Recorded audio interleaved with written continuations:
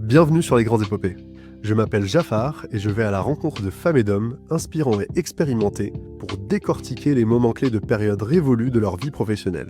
Cette semaine, je vous propose une plongée dans le parcours de Nicole Gourmelon, ancienne directrice générale du Crédit Agricole Atlantique Vendée. Elle nous partage ses enseignements d'une carrière passionnante de 44 années au sein du Crédit Agricole. Elle y a notamment été directrice générale du Crédit Agricole Normandie ou encore directrice générale adjointe de Predica, le premier assureur vie de France. Avant de commencer, un mot rapide sur le modèle économique du podcast Les Grandes Épopées. J'ai fait le choix de ne pas avoir de sponsor financier pour protéger le cœur de sa valeur, la liberté de ton de mes invités et l'authenticité de nos échanges. Pour assurer la pérennité du podcast, j'ai créé une offre de rétrospective de carrière, audio, privée, pour les entreprises qui cherchent à valoriser, via cet exercice de transmission, le départ d'un dirigeant ou d'une figure clé. Le tout, en honorant avec élégance la contribution de ce collaborateur au développement de l'organisation. Si cette démarche peut faire sens pour vous, pour votre entreprise, contactez-moi par email ou LinkedIn. Et maintenant, place à l'épisode du jour.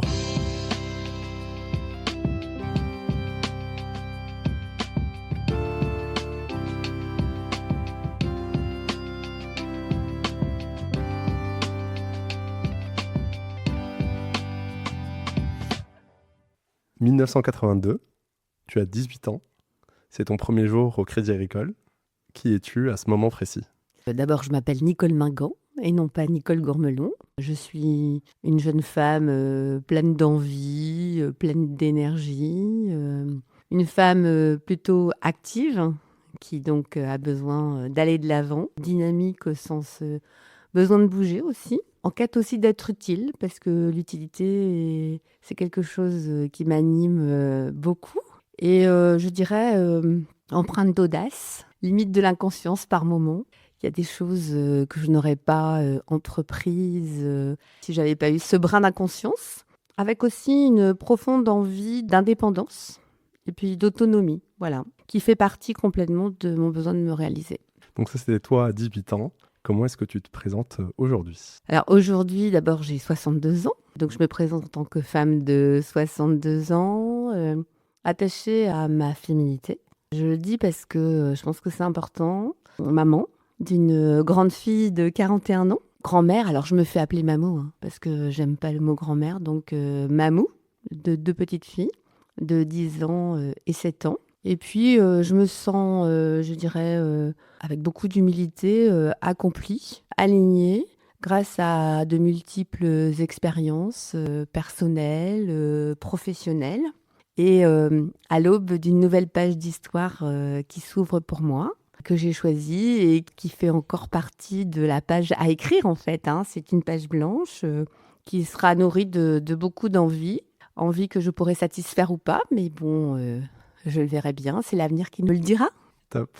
Bienvenue Nicole sur Les Grandes Épopées.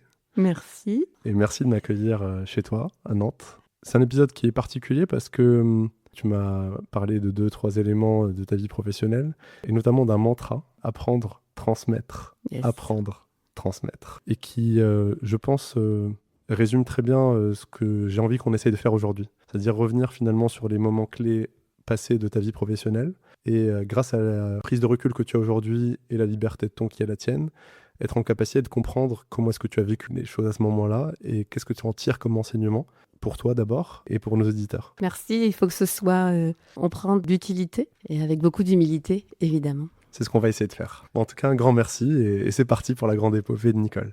Ce que je te propose, c'est de revenir peut-être à des éléments constitutifs, on va dire, de ton enfance, ce avec quoi tu démarres au début de ta carrière. J'aime bien m'intéresser sur les grandes épopées à tout le patrimoine socio-économique, aux valeurs avec lesquelles on a grandi. Moi, je suis l'aînée d'une fratrie de 3 enfants, donc j'ai un frère et une sœur. Un frère qui a 2 ans et demi de moins que moi, et puis une sœur qui a 12 ans de moins que moi. Mes parents ont été des parents aimants. On a grandi avec de profondes valeurs de respect de l'autre. On a grandi en gendarmerie. À l'époque, les gendarmes habitaient en caserne, et donc on a grandi dans un milieu collectif où le respect de l'autre était la base. Et avec toutes ces valeurs qui sont utiles après dans la vie, d'abord respecter l'autre au sens de lui dire bonjour, au revoir, s'il vous plaît, enfin des choses basiques de la vie. Et puis, donc mon papa était gendarme, commandant de gendarmerie, et ma maman, elle était mère au foyer, parce qu'on a quand même pas mal bougé, sachant qu'elle aurait aimé être institutrice, elle aurait eu les capacités à être institutrice, mais la vie fait que on a eu la chance d'avoir une maman au foyer qui nous a beaucoup accompagnés, et pour ma part, et je pense que c'est aussi vrai pour ma sœur, beaucoup inspirée en tant que femme. Voilà ce que j'ai envie de te dire à cet instant. Et là-dessus, sur le rôle de ta maman, sur cette posture qu'elle avait, ce sur quoi elle vous a inspiré, tu m'avais notamment parlé de cette idée très forte d'indépendance, Oui. qui finalement est super importante, et on va le comprendre au fur et à mesure de notre échange, va être clé finalement dans ta capacité à petit ouvrir un certain nombre de portes. Est-ce que c'est quelque chose dont tu avais conscience déjà dès tes 18 ans quand tu démarres au Crédit Agricole, ou c'est quelque chose que tu as finalement compris un peu plus tard? Ah, je l'ai compris beaucoup plus tard, en fait. Ok. C'est vraiment plus tard que j'ai compris que... Parce que je me posais la question, qu'est-ce qui m'animait? Pourquoi j'avais autant envie d'indépendance, d'autonomie? Pourquoi j'avais aussi envie de prouver, en fait, que j'étais capable de faire plein de choses? Et bien sûr que mon père m'a animée parce que c'était quelqu'un d'exigeant, qui projetait aussi pour ses enfants plein de bonnes choses. Mais celle qui m'a beaucoup inspirée, c'est ma mère, parce que elle nous transmettait souvent des messages à nous les deux filles. Mes filles, soyez indépendantes, ayez votre travail, soyez autonomes, ne dépendez de personne en fait, et soyez en fait disposées de votre vie. C'est ça que ça veut dire. Ça parle de liberté aussi. Ça Bien sûr. parle de liberté, et donc je pense que cette liberté, sans la matérialiser comme telle, elle nous l'a insufflée. Ma sœur est exactement animée de la même énergie, et c'est impressionnant d'ailleurs. Ouais, c'est la preuve que ça a joué. Voilà. Ça a résonné, quoi. Et mon frère, lui, il a suivi une trajectoire différente. Lui, c'était le garçon de la famille. Il fait d'ailleurs toujours une très très belle carrière professionnelle. Et lui, il a plutôt pris, mais de manière inconsciente aussi, je pense, hein, le côté justice, le côté je lutte contre l'injustice. Et c'est marrant, tout ça mis bout à bout. Quand on regarde ça avec du recul, quand on le vit, on n'en est pas conscient. Et en Bien fait, sûr. c'est quand on le vit avec du recul, on se dit pourquoi? Et d'ailleurs là-dessus, toi aussi, tu as failli aller vers autre chose que la banque, Mm. et aller plutôt dans l'univers aussi de la justice. Oui, en fait, mon projet initial, c'était d'être commissaire de police. Et aujourd'hui, c'est mon frère qui est dans la police. Et moi, dans le commerce, et lui, il était plutôt orienté sur le commerce. Donc C'est drôle. voilà, on a inversé nos projets sans le vouloir, hein. C'est la vie qui en a décidé comme ça. Et alors raconte-nous comment toi ça s'est passé justement. Qu'est-ce qui a joué? Parce qu'il y a bien des éléments déterminants qui font pivoter une trajectoire, surtout à ce moment-là de ta vie. Je tenais vraiment à ce côté commissaire de police. J'avais ce projet-là. D'ailleurs, j'aime beaucoup les films policiers. Je regarde beaucoup de films policiers. J'aime lire les enquêtes et tout ça. Ça me passionne. Donc, j'avais vraiment ça en moi. Et puis, j'étais animée de ce côté justice aussi, vraiment. Et d'ailleurs, je crois que ça m'anime toujours. Et en fait, j'ai rencontré une femme commissaire de police à Brest. Elle m'a pas décrit forcément le métier en tant que femme de manière très réjouissante. Ça m'a pas donné envie. Et je ne devais pas avoir la maturité nécessaire pour prendre le recul et me dire que ça parlait d'elle aussi peut-être, Bien en sûr. grande partie. Et donc, j'avais pas ce recul, j'avais pas cette maturité. Donc, du coup, j'ai laissé tomber ce projet. Et je me suis dit, bon, maintenant, qu'est-ce que tu vas faire de ta vie? Et en fait, moi, ce qui m'anime, c'est l'utilité. C'est là que j'ai commencé à connaître mon mari, qui, lui, travaillait dans la banque. Et on a commencé à parler de la banque. Et de la banque, en fait, pas le monde de la finance tel que c'est perçu, mais bien sur l'utilité de la banque. C'est-à-dire aider les gens à réaliser leurs projets de vie, en fait. Leur projet d'achat de voiture, leur projet d'achat de maison, etc., etc. Puis là, je me suis dit, tiens, il y a peut-être une piste. Voilà, c'est comme ça que c'est parti. Et c'est là que j'ai commencé à creuser le sujet. Je fais juste une pause d'abord sur cette question de l'utilité dans le milieu bancaire. Parce que comme ça va être un gros sujet de notre échange, tu as fait toute ta vie professionnelle dans l'univers bancaire et au sein du Crédit Agricole. Je propose qu'on fasse juste un point là-dessus, parce que tu parlais de cette idée fausse parfois qu'il y a sur l'univers bancaire, qui est considéré uniquement selon un prisme, qui est la partie financière. Pourtant, on voit bien qu'il y a des moments de vie dans lesquels on a besoin de se projeter, et les acteurs du secteur bancaire contribuent à permettre ça. Est-ce que tu peux peut-être nous expliquer un peu comment est-ce que, quand tu as démarré, tu as tout de suite perçu ça? J'ai pu démontrer l'utilité de la banque, c'est quand je suis devenue conseiller professionnel. Parce que là, je côtoyais des artisans, des commerçants, des professions libérales, et ce sont des métiers très difficiles, très difficiles. Et donc, je me suis vraiment positionnée avec beaucoup d'empathie auprès d'eux, en tant que partenaire. Donc, j'ai transpiré avec eux. Et là, je me suis dit, waouh, quel beau métier, quoi.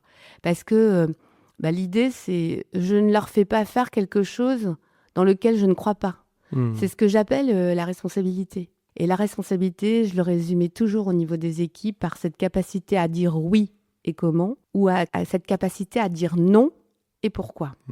Et pour moi, ce sens de la responsabilité, quand on est banquier, c'est juste absolument nécessaire. Et ce qui m'a toujours animée, c'est de dire notre finalité, c'est l'utilité. L'utilité à nos clients.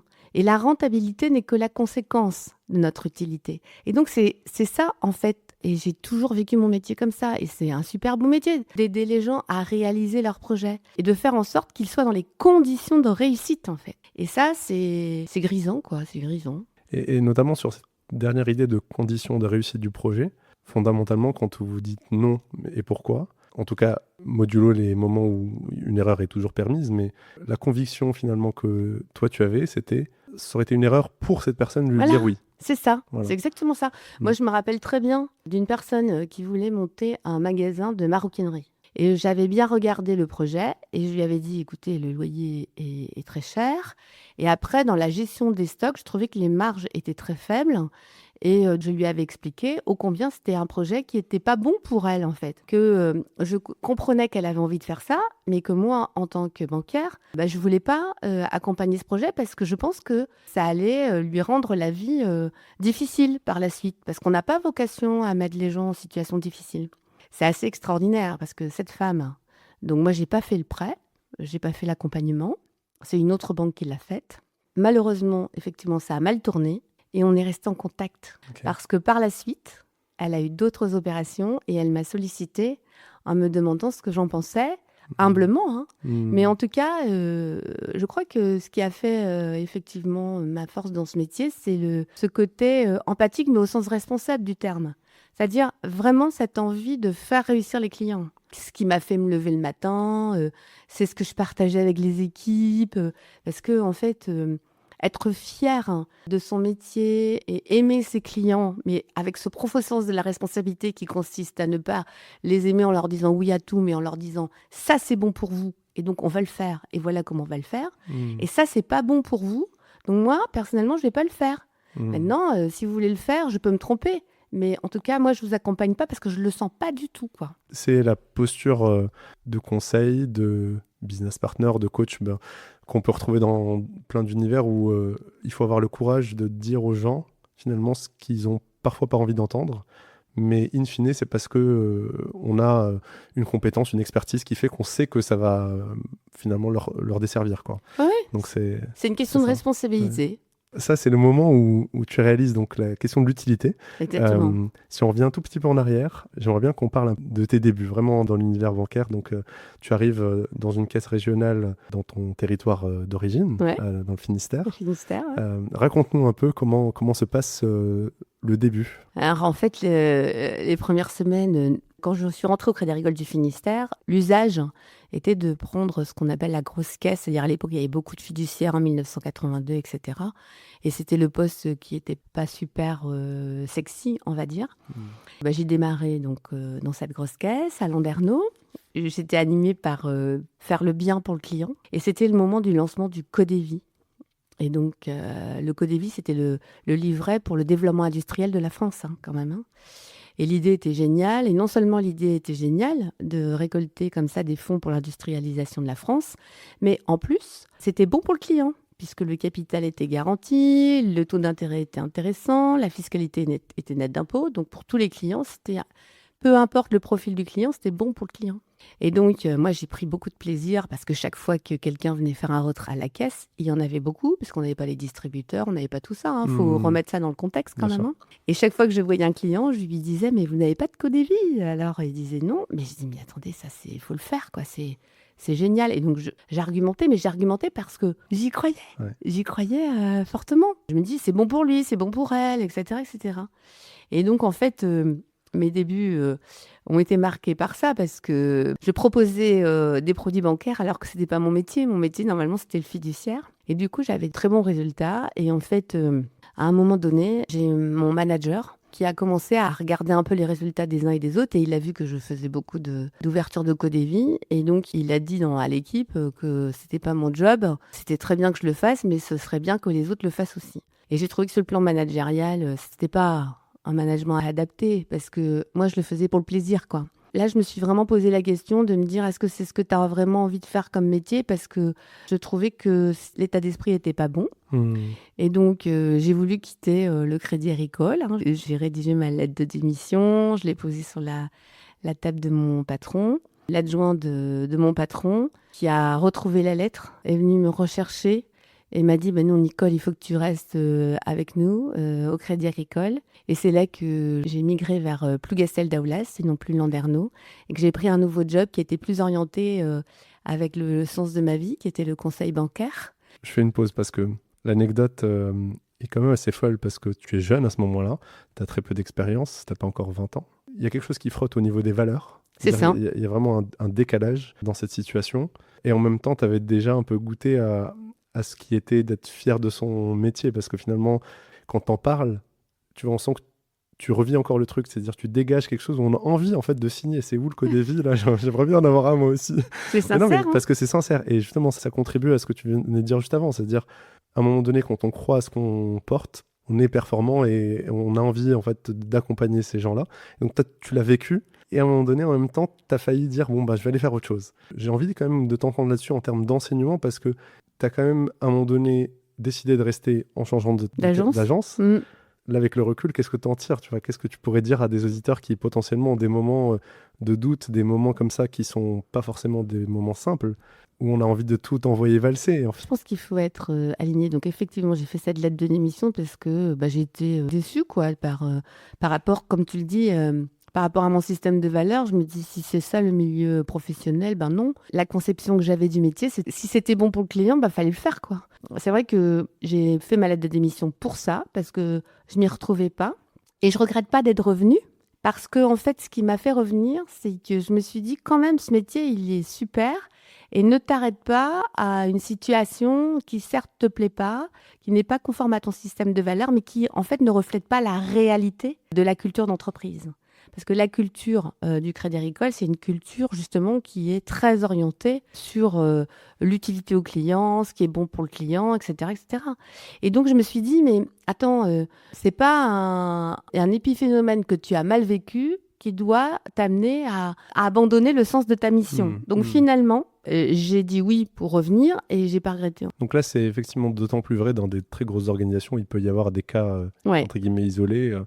L'idée, c'est de ne pas en tirer des conséquences trop hâtives. Okay. Absolument. Faut prendre du recul beaucoup et de se dire, attends, ça parle peut-être des autres. Enfin, je pense que c'est important de tirer enseignement de toutes les situations un peu difficiles et de se dire, voilà, finalement, qu'est-ce qui est supra, quoi. Et le supra, c'était quand même de pouvoir continuer à exercer ce formidable métier. Et là, ça démarre. Ah oui, là, je démarre. Voilà. Dans une super équipe, avec un super manager, en exerçant un super métier de conseiller. Et je démarre, je fais de la démarche, c'est-à-dire on fait du conseil à domicile. Il n'y avait pas de femmes démarcheuses à l'époque, parce que c'était dans les années 83, 84. C'était dans l'imaginaire sans doute que c'était pas sécure. Qu'en agence, on était bien mieux. Et donc, j'ai commencé à faire ce métier. Et là, je suis rentrée dans la vie des gens, en fait. J'ai pu voir toute la beauté de notre métier. D'aller chez les gens, de gagner la confiance des gens. Et comme moi, je voulais le bonheur des gens, mais ceux avec un profond sens de la responsabilité, c'était juste de fabuleuses histoires de vie que je vivais. Et c'était chouette, quoi. Donc finalement, tu vois, le pari que tu as fait de dire l'alignement est important, d'écouter ça, tu as eu les fruits assez vite. C'est-à-dire très vite, tu as été forte de ton job parce que tu savais pourquoi tu le faisais et tu étais au bon endroit pour le faire, quoi. Moi, je pense que ça, c'est important, l'alignement. C'est important d'être aligné avec soi-même, avec le sens de sa vie, avec ses valeurs. Ça, c'est fondamental de mon point de vue. Ce qui n'est pas toujours évident, c'est comment est-ce qu'on arrive à cette connaissance de soi aussitôt. Alors là, je sais pas. Je sais pas. Écoute, je pense que dans ma vie, je vis avec mes parents en gendarmerie, déjà, en collectif. Bon, après, moi, j'ai toujours fait des jobs d'été très, très jeune, hein, avec les autorisations parentales. Je Hmm. faisais les marchés pendant les vacances l'été. Après, j'ai fait de la restauration à 16 ans avec l'autorisation parentale. Après, je travaillais au tri à la poste, au guichet à la poste, jusqu'à mes 18 ans, en fait, tout en faisant mes études, tout ça. Et donc, je pense que ces expériences de vie très jeunes ont fait que, je sais pas, j'en sais rien en fait. En tout cas, ce qui est sûr, c'est que tu as eu ça en plus. Tu l'as eu, c'est-à-dire que tu as eu une Ouais, j'ai eu expérience cette chance, ouais. réelle de plein de contextes Ouais, qui ont, oui ou pas, joué, on ne sait pas, mais en tout cas, elles sont là. ouais, C'est une forme d'expérience que tu as ouais, certainement valorisée à ce moment-là. Par ouais. rapport à, je sais pas, moi, par exemple, quand je suis arrivé à ma première expérience professionnelle, j'avais bon, quelques stages, mais j'avais jamais vraiment travaillé en entreprise. Donc, c'est plutôt des modèles mentaux, ce qu'on nous a expliqué dans des livres, etc. Il faut aussi le temps de l'expérience, finalement. Ouais, c'est ça. Mm. Et j'ai eu la chance d'avoir des parents qui m'ont laissé faire, en fait. Ils m'ont laissé vivre toutes mes expériences. Ça, c'est chouette. Ouais, c'est chouette. Donc, c'est à ce moment-là que tu travailles pas mal avec les clients pros, que Ouais, tu as déjà mentionné juste avant. C'est un job terrain, et en même temps, c'est un job dans lequel tu vois encore plus cette idée de je suis avec les clients dans ses galères, dans sa réalité, dans ses enjeux, et donc tu vis ça. le vrai métier de banquier. À ce moment-là, quelle est ton ambition Je voulais être directeur de secteur d'agence. Directeur de secteur d'agence, en fait, c'était patron de plusieurs agences. Et donc, tu as des équipes assez larges, hein, d'une centaine de personnes, qui couvrent tout un territoire. Et moi, c'est ça qui m'animait parce que, en fait, je me dis, là, je vais pouvoir commencer à marquer mon empreinte. Et mon empreinte, en fait, si je fais un arrêt sur image, c'est quoi? C'est que je crois profondément dans la nature humaine. Je crois profondément dans la capacité des femmes et des hommes à se surpasser, à se dépasser. Enfin, je crois que l'être humain, il est capable d'énormément de choses. Et je me suis dit, j'aimerais avoir des équipes assez larges et de leur donner les clés pour pouvoir développer la présence du Crédit Agricole sur un territoire donné. Et que ce soit pas de la communication ou du marketing, tu vois, la confiance.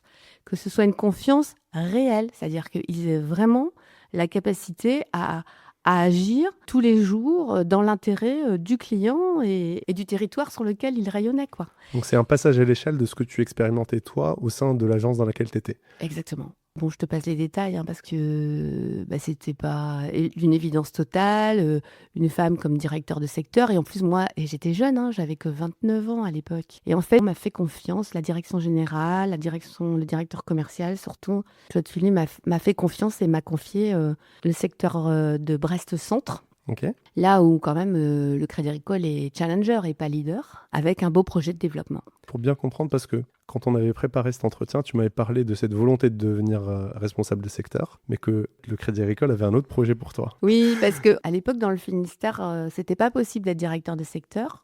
Et donc, mon directeur commercial m'avait conseillé de regarder dans une autre caisse régionale et j'ai postulé, effectivement, pour la caisse régionale de la Vendée, pour un poste à La Roche-sur-Yon.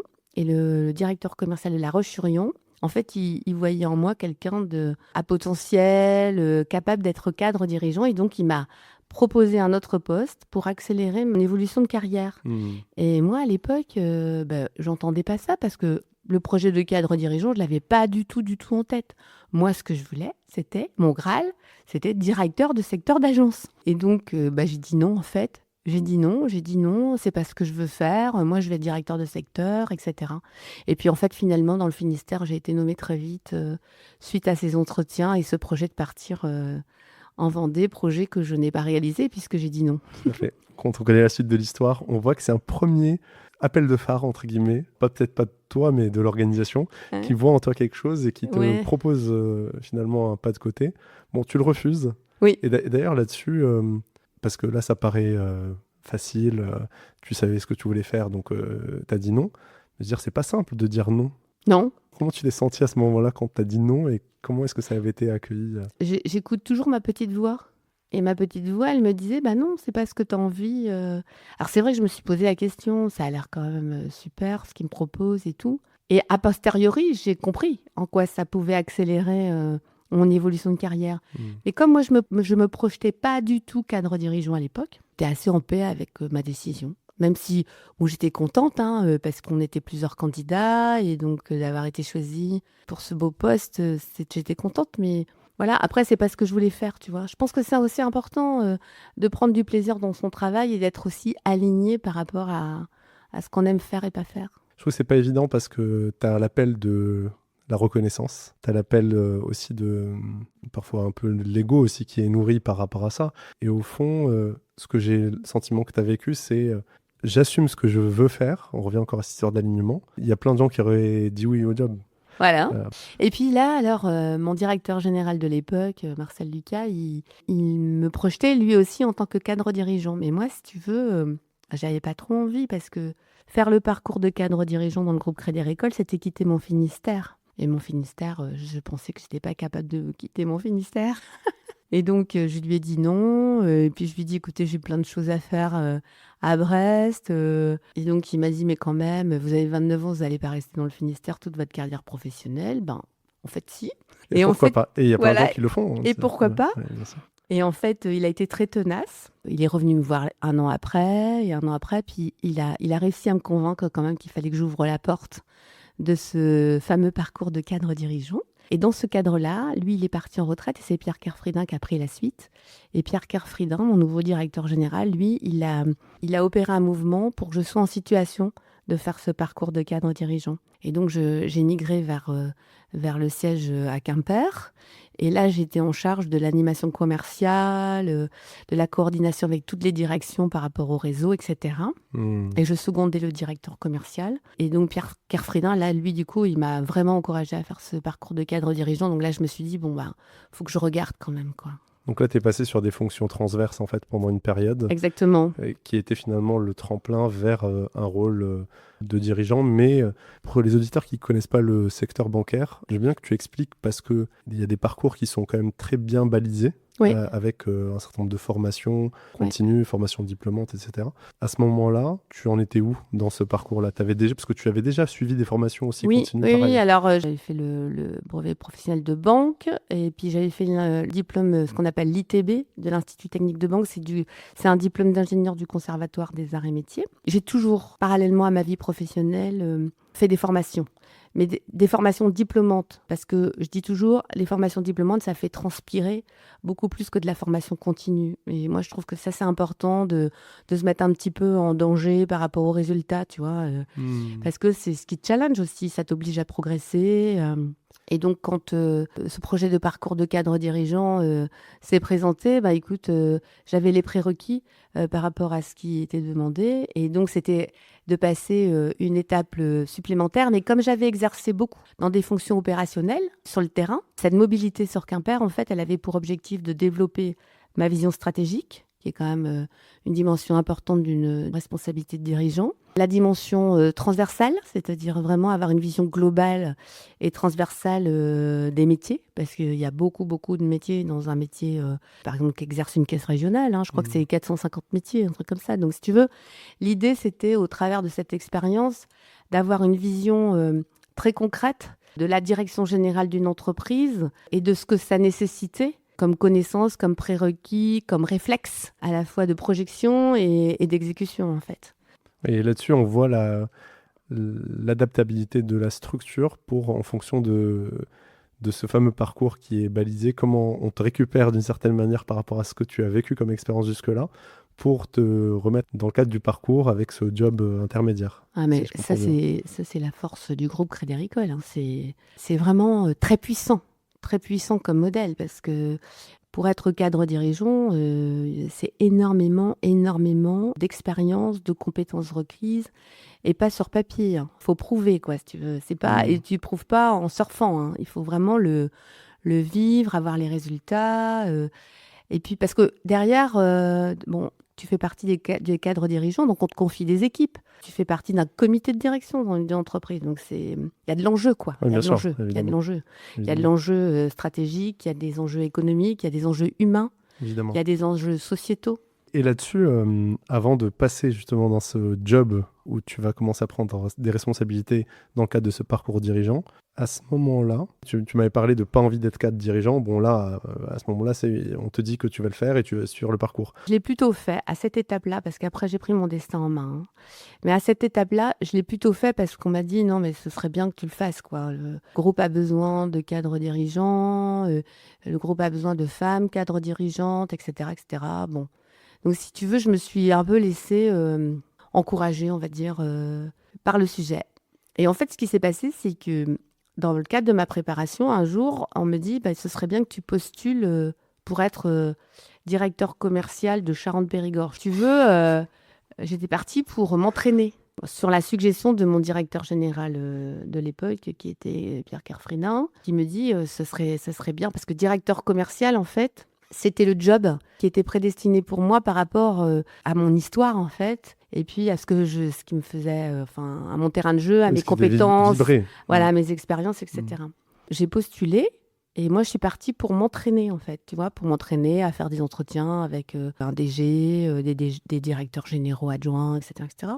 Et en fait, là, j'ai rencontré un homme qui s'appelle Christian Duvillet, qui dirigeait à l'époque le Crédit Agricole de Charentes-Périgord, pour un entretien. C'était juste fabuleux, parce que d'un entretien d'embauche, qui devait durer 3/4 d'heure, comme j'étais la dernière de la liste, il y avait plusieurs candidats. En fait, ça n'a pas duré 3/4 d'heure, ça a duré 1 heure et demie. Et on a refait toute la caisse régionale ensemble. Enfin, c'était juste incroyable. Le onboarding avait démarré, en fait. Incroyable. Et donc, quand je suis sortie de cet entretien, j'avais dit à mon mari, écoute, je ne sais pas si je serai cadre dirigeant un jour. Puis à l'époque, c'était pas fondamental, comme tu l'as compris. Bien sûr. Mais je me suis dit, si je le suis, alors c'est avec cet homme ou un identique, parce que je ne les connaissais pas, que j'aimerais bosser, quoi. Parce que j'ai trouvé tellement extraordinaire. Et en fait, là, j'apprends que j'étais dans une short list de 3 personnes. Et là, je me suis dit, bah tiens, pour un entraînement, c'est pas mal. Je suis dans une short list. Mais là, si tu veux, donc j'ai été convoquée à un deuxième entretien, mais cette fois-là à Angoulême. Et on était 3. Et là, je me suis dit, bon, là, de toute façon, ce ne sera pas moi. Je n'avais pas commencé mon parcours de cadre dirigeant. Il y a beaucoup d'étapes à passer. Et puis, en plus, les 2 autres, ils étaient expérimentés. Moi, si tu veux, je suis partie à l'entretien à Angoulême, mais de manière assez décontractée, je l'avoue. Parce que, en fait, j'étais partie pour m'entraîner. Oui, c'était plutôt ta chance, en fait. Voilà. Mais j'ai quand même dit à mon mari, je lui ai dit, écoute, mais imaginons que je sois prise. Comment fait-on ? Parce qu'on vivait à Quimper, on avait notre fille scolarisée à Quimper. Et je me suis dit, si je suis prise, c'est quitter le Finistère, hein. C'est aller en Charente et en Dordogne. Hein. Donc, si tu veux, c'est pas la porte à côté. Hein. Pas du tout. Et là, il me dit, mais t'inquiète pas, je te suivrai. Parce qu'on avait toujours dit, ah oui, je ne l'ai pas dit ça. Mais mon mari et moi, nous étions dans la banque tous les 2. Pas dans la même. Lui, il était à la Banque Populaire. Et en fait, on avait dit, c'est celui qui aura les meilleures opportunités qui entraînera l'autre. Et en fait, on avait fait notre diplôme d'institut technique de banque ensemble. Donc, on avait les mêmes diplômes, on avait les mêmes prérequis. Lui, il était directeur d'agence. Et donc, on avait passé ce deal-là. Donc, si tu veux, le terrain, c'était celui-là. Et donc, il me dit, si t'es prise, écoute, on fera ce qu'on a dit. C'est-à-dire que, comme c'est toi qui auras les meilleures opportunités, moi, je ferai ce qu'il faut pour te suivre. Alors je dis, ok, mais attends, mais là, on n'est plus en train d'échanger autour d'un apéro, là. Hein, ouais. Là, c'est sérieux. Il me dit, oui, t'inquiète pas. Donc j'ai fait ces entretiens en Angoulême, je suis revenue à Quimper, et en fait, Christian Duvillet, il m'appelle, et puis il me dit, écoutez, Madame Gourmelon, c'est vous qu'on a choisi comme directeur commercial de notre caisse régionale de Crédit Agricole Charentes-Périgord. Waouh! Et là, je me suis dit, waouh! Là, ça devenait concret. Et là, j'ai appelé mon mari. Je lui ai dit, écoute, je suis embauchée. Et en fait, sur le coup, il a été top. Enfin, il a toujours été top d'ailleurs. Mais il m'a avoué bien des années après qu'en fait, il pensait que je n'aurais pas été prise. Mais il a assuré dur quand même. Hein. Franchement, c'est fort. Parce que c'est très, très fort. Ouais. En même temps, c'était votre deal. Donc, c'était notre deal. Mais enfin, quand même, je pense que c'était un homme moderne avant l'heure, hein, parce que quand même, hein, c'était très courageux de sa part. C'est une belle preuve d'amour, je trouve. Bien sûr. En tout cas, je l'ai vécu comme tel. Et lui aussi, je pense. Et en fait, ça a été le début d'une belle histoire aussi, parce qu'on a découvert plein de régions. Alors, le côté difficile, ça a été pour notre fille. On pensait bien faire, donc on a vécu tout ça sans trop lui en parler. Parce que d'abord, ça devait pas se réaliser, hein. Ouais, déjà. Donc, si tu veux, comme ça devait pas se réaliser, c'était pas la peine de l'embarquer dans une histoire qui n'était pas forcément réalité demain. Hmm. Et c'est devenu réalité très vite. Puis là, on s'est dit, waouh, il va falloir faire son bonheur aussi. Et là, l'erreur qu'on a commise, hein, ça a été, c'est vraiment, si j'avais à résumer quelle est la plus grosse erreur que j'ai faite, c'était celle-là. C'est de penser à sa place, en fait. J'ai vraiment pensé à sa place et nous avons pensé avec mon mari à sa place. C'est-à-dire qu'on s'est dit, bon ben, aller à Angoulême, bon, elle va s'en remettre. Et elle avait quel âge à l'époque? Elle devait avoir 13 ans. Ok. Et s'était dit, elle va s'en remettre. Simplement, on va pas faire notre mobilité comme ça en milieu de scolarité. On va attendre la fin de l'année scolaire. Et donc, moi, j'ai démarré un 1er février 99 en Charente-Périgord. Et mon mari et ma fille sont arrivés en juillet. Et donc, on a fait 6 mois comme ça où moi, j'étais à distance. Elle l'a très, très, très mal vécu. Du coup, moi, je l'ai très, très, très mal vécu aussi. L'enseignement que j'en tire, si tu veux, c'est qu'il ne faut pas toujours penser à la place des autres. Ça, c'est une évidence. Mais même à la place de ses enfants. En tout cas, je pense que si c'était à refaire, on en ferait un projet commun. On lui en parlerait beaucoup plus tôt. On l'associerait au projet, c'est-à-dire qu'elle soit actrice du projet et non pas qu'elle subisse le projet. Parce que là, en fait, elle l'a vécu comme ça, hein. C'est-à-dire qu'elle a vraiment vécu comme quoi on lui a pas donné le choix. Et ça c'est pas bien, en fait. Tu vois, ça, c'est pas bien. Je lui ai demandé pardon, hein. Je lui ai demandé pardon parce que elle l'a vraiment très mal vécu. Je trouve que c'est assez fort comme partage parce que dans ces moments-là, donc on voit ta carrière qui est en train de prendre de l'épaisseur et ça avance assez vite quand même pour toi. Et il y a plein de gens qui ont des carrières de cette nature où en fait on voit pas forcément ce qui se joue aussi derrière d'un point de vue perso. Ah oui.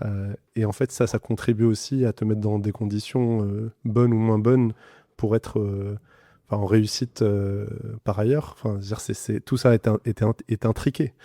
Donc le fait de réaliser ça... Absolument. Mais je crois que vraiment, si c'était à refaire, je pense que si on en avait fait un projet commun, si on s'était projetés tous les trois au même moment ensemble et que ça avait été co-construit ensemble, ça aurait été complètement différent. Mais là, si tu veux, vu les circonstances, en fait, moi, je pensais jamais que ça aurait été jusqu'au bout, quoi. Donc, voilà, c'est aussi ça les circonstances. Oui. Et bon, je lui ai bien expliqué tout ça. Bon, on s'est bien comprise hein, par la suite, mais c'est quand on peut l'éviter, c'est mieux. Et donc, je pense qu'on peut faire plein de choses à titre personnel et à titre professionnel. Mais quand on est en famille, en famille, en groupe, c'est important de co-construire ensemble et de faire d'un projet, si professionnel soit-il, un projet familial et un projet co-construit. Et le deuxième enseignement, c'est que, et c'est toujours ce que j'ai dit à mes cadres de direction par la suite, les cadres de direction que j'ai embauchés, c'est pas trop un problème de faire une mobilité en milieu d'année scolaire, mais je pense que les enfants, il faut qu'ils bougent avec leurs parents. Et moi, si c'était à refaire, j'aurais fait bouger notre fille en même temps que moi, et donc mon mari aurait bougé aussi en même temps que nous, parce que on serait resté en famille dans ce nouveau projet. Et ça, quand on est bien dans sa famille, et c'est mon cas, et ben voilà, faut pas. En fait, il y a un socle d'équilibre. Voilà. Qui est cette structure familiale et qui est dans le cadre de déstabiliser, on va dire, de la mobilité, ce sur quoi on se repose. Voilà. Là où dans cette situation, en fait, finalement, il y avait un déséquilibre, mais plein de gens étaient déséquilibrés et il n'y avait plus ce sur quoi se raccrocher, quoi. C'est ça. Et en plus, on avait acheté une maison à Quimper parce qu'on n'avait pas prévu de partir si tôt. Et on a mis notre maison en vente. Et en fait, on se disait, bon, bah, ça va prendre du temps. Et en fait, on l'a vendue au prix qu'on demandait et très vite. Donc en plus, notre fille et mon mari, ils ont été obligés d'aller dans un logement provisoire le temps que l'année scolaire se termine, tu vois. Ouais, donc beaucoup d'instabilité pour elle, quoi. Tout à fait. Tu vois en tout cas, effectivement, l'enseignement sur la position de stabilité dans un moment d'instabilité, il est super précieux. Voilà. Donc, merci pour ce témoignage-là là-dessus, parce que c'est vrai que c'est un enseignement. Je pense que beaucoup de gens, dans ces moments de mobilité, effectivement, ont ces questions. En fait, de qu'est-ce qui se joue et comment est-ce qu'on se positionne. C'est très précieux. Avant de rentrer dans le job, je m'étais noté un autre élément que je voulais absolument aborder avec toi avant de rentrer là-dedans, parce que ça différencie beaucoup de ta manière de fonctionner. C'est cette idée du monde voulu. Ah. C'est un concept que tu as développé un peu avant, que tu as Ouais. commencé à tester justement en tant que directrice de secteur. Ouais. Je veux bien que tu nous le définisses Mm. et les auditeurs vont le comprendre par la suite. On est sur la stratégie là pour le coup. Quand j'ai pris la direction du secteur d'agence de Brest Centre, donc on était challenger, donc on m'a confié cette responsabilité. Donc là, je me suis dit, bon, bah écoute, là, faut de l'ambition, quoi. Faut que tu te donnes à voir quelle vision tu as du développement du Crédit Agricole de Brest Centre sur son territoire, quelle ambition et pourquoi. Voilà. Qu'est-ce que tu veux pour ce secteur et pour le Crédit Agricole et qu'est-ce que tu ne veux pas, etc., etc. Et donc, nous avons écrit avec les équipes notre monde voulu. C'est-à-dire, toutes choses égales par ailleurs, qu'est-ce qu'on avait envie d'être et qu'est-ce qu'on n'avait pas envie d'être et pourquoi. Et donc, nous, on avait envie d'être leader, ce que nous n'étions pas. On était à 4% de part de marché derrière notre principal concurrent. On avait envie d'être leader, mais un leader qui gagne la confiance de ses clients en profondeur, c'est-à-dire non pas en faisant du business pour faire du business, mais en faisant vraiment un business en profondeur, de partenaires, d'accompagnement des projets, etc., etc. Et pas des coups tactiques. Voilà, et pas des coups tactiques, comme tu dis. Et pour ça, de quoi avait-on besoin ? Et donc, alors, d'abord, on a clarifié donc, ce monde voulu. Et puis après, on a fait une lecture partagée du monde actuel. C'est-à-dire que on s'est dit, le point de départ, c'est lequel ? Et donc, on a lu notre point de départ avec les différentes parties prenantes. Donc, il y avait les collaborateurs, bien sûr, essentiels, les clients, les acteurs du territoire, donc toutes les parties prenantes. Et on a établi une rédaction du monde actuel. Et donc, on avait ce monde voulu, on avait notre monde actuel, et après, il fallait définir la trajectoire pour passer du monde actuel au monde voulu. Et cette trajectoire, on l'a rédigée avec les collaborateurs et les administrateurs en disant de quoi a-t-on besoin pour y arriver ? En dehors de notre volonté, en dehors de notre envie, en dehors de notre énergie et tout ça. Et voilà, ça suffit pas. Oui, quels sont les moyens ? Quels sont les moyens ? Et là, on a inventé des concepts. Par exemple, on a inventé un espace dédié aux pros. Alors, ça paraît banal aujourd'hui, mais à l'époque, ça n'existait pas. Et ça a très, très bien marché. On a inventé la journée continue. Alors ça n'a pas bien marché. On a inventé les 6 jours sur 7. Ça n'a pas bien marché non plus. On a inventé la nocturne du vendredi soir. Dans la banque, ça ne marche pas en fait. On a inventé la prescription immobilière. Mais ça a bien marché. D'ailleurs, ça continue. Tu vois, il y a eu plein de choses comme ça qu'on a inventées. Il y a des choses qui ont marché, il y a des choses qui n'ont pas marché. Mais en tout état de cause, les résultats, on les a eus. Et on les a eus, pourquoi ? Parce que on a été clair sur ce qu'on voulait et ce qu'on ne voulait pas. On a été clair sur le point de départ et on a surtout été clair sur comment on va s'y prendre pour y arriver.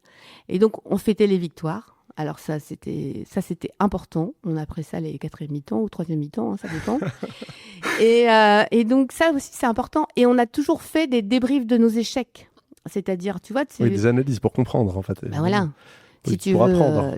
tu vois, tu prends par exemple la patrouille de France. Eux, quand ils sont en avion, c'est une question de vie ou de mort. Nous, c'était pas une question de vie ou de mort, mais ils t'apprennent bien que quand ils arrivent à terre, ils ne se quittent pas sans avoir à faire un débriefing de qu'est-ce qui a bien marché, qu'est-ce qui a pas bien marché, parce que c'est une question de vie ou de mort. Ils peuvent pas faire le pas de côté, quoi. Et nous, en fait, on faisait aussi du débrief de tiens, ça n'a pas marché, pourquoi ça n'a pas marché, de façon à tirer les enseignements. Donc, on était dans une dynamique forte. Et comme on a eu les résultats, écoute, c'est vrai que ça m'a beaucoup inspiré, cette façon de faire, et je l'ai reproduite après dans d'autres environnements. En fait, tu avais un démonstrateur d'une approche qu'ensuite tu as pu réincarner. Exactement. Et pour rajouter une pause là-dessus, je trouve qu'il y a, selon moi, après ça dépend de chacun, mais là où c'est le plus compliqué à assumer parfois, c'est la situation actuelle. C'est-à-dire assumer vis-à-vis de ses parties prenantes où est-ce qu'on en est aujourd'hui, et projeter du coup un futur désirable, un monde voulu. Mais à un moment donné, il faut assumer la réalité. Et cette partie-là, elle n'est pas toujours évidente à faire quand on est dans une logique... il faut assumer en fait son potentiel d'amélioration.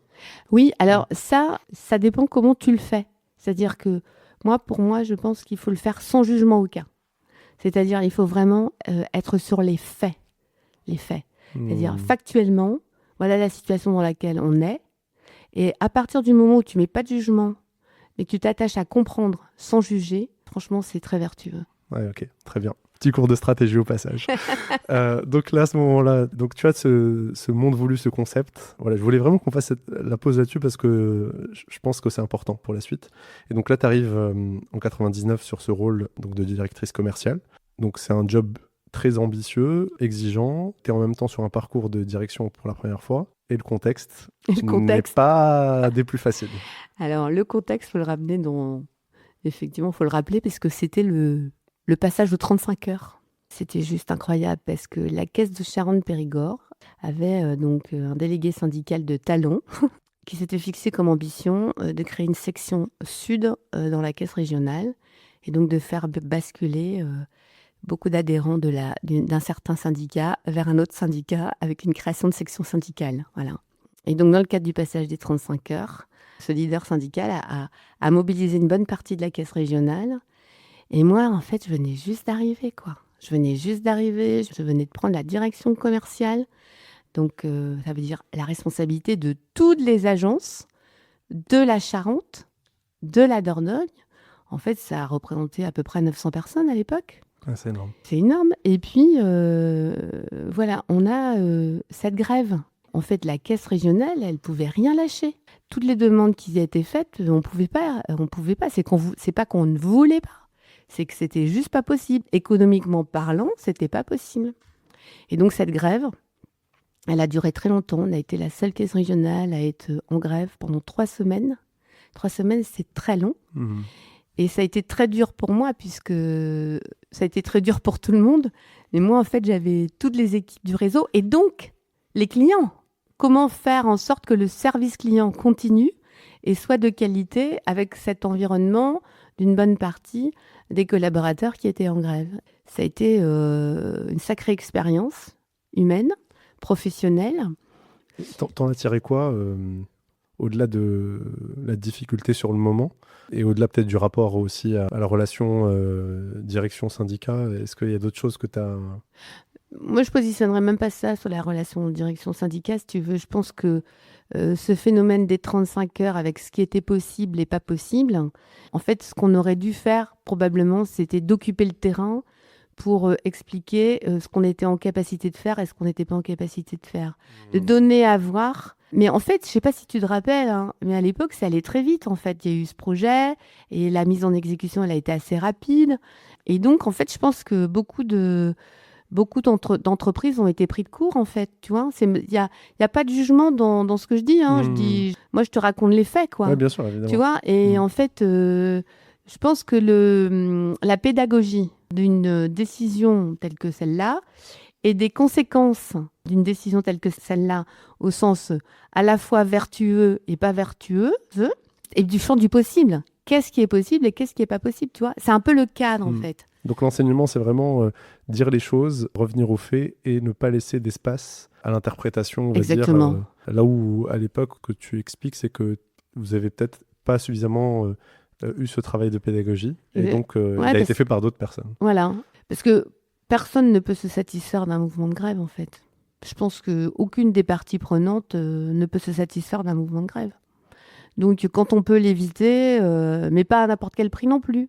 D'où l'importance de bien clarifier ce qu'il est possible de faire et ce qu'il n'est pas possible de faire. Tout à fait. Parce que quand c'est pas possible, c'est pas possible. Hein. Le fait de dire les choses, au moins, ça positionne la réalité.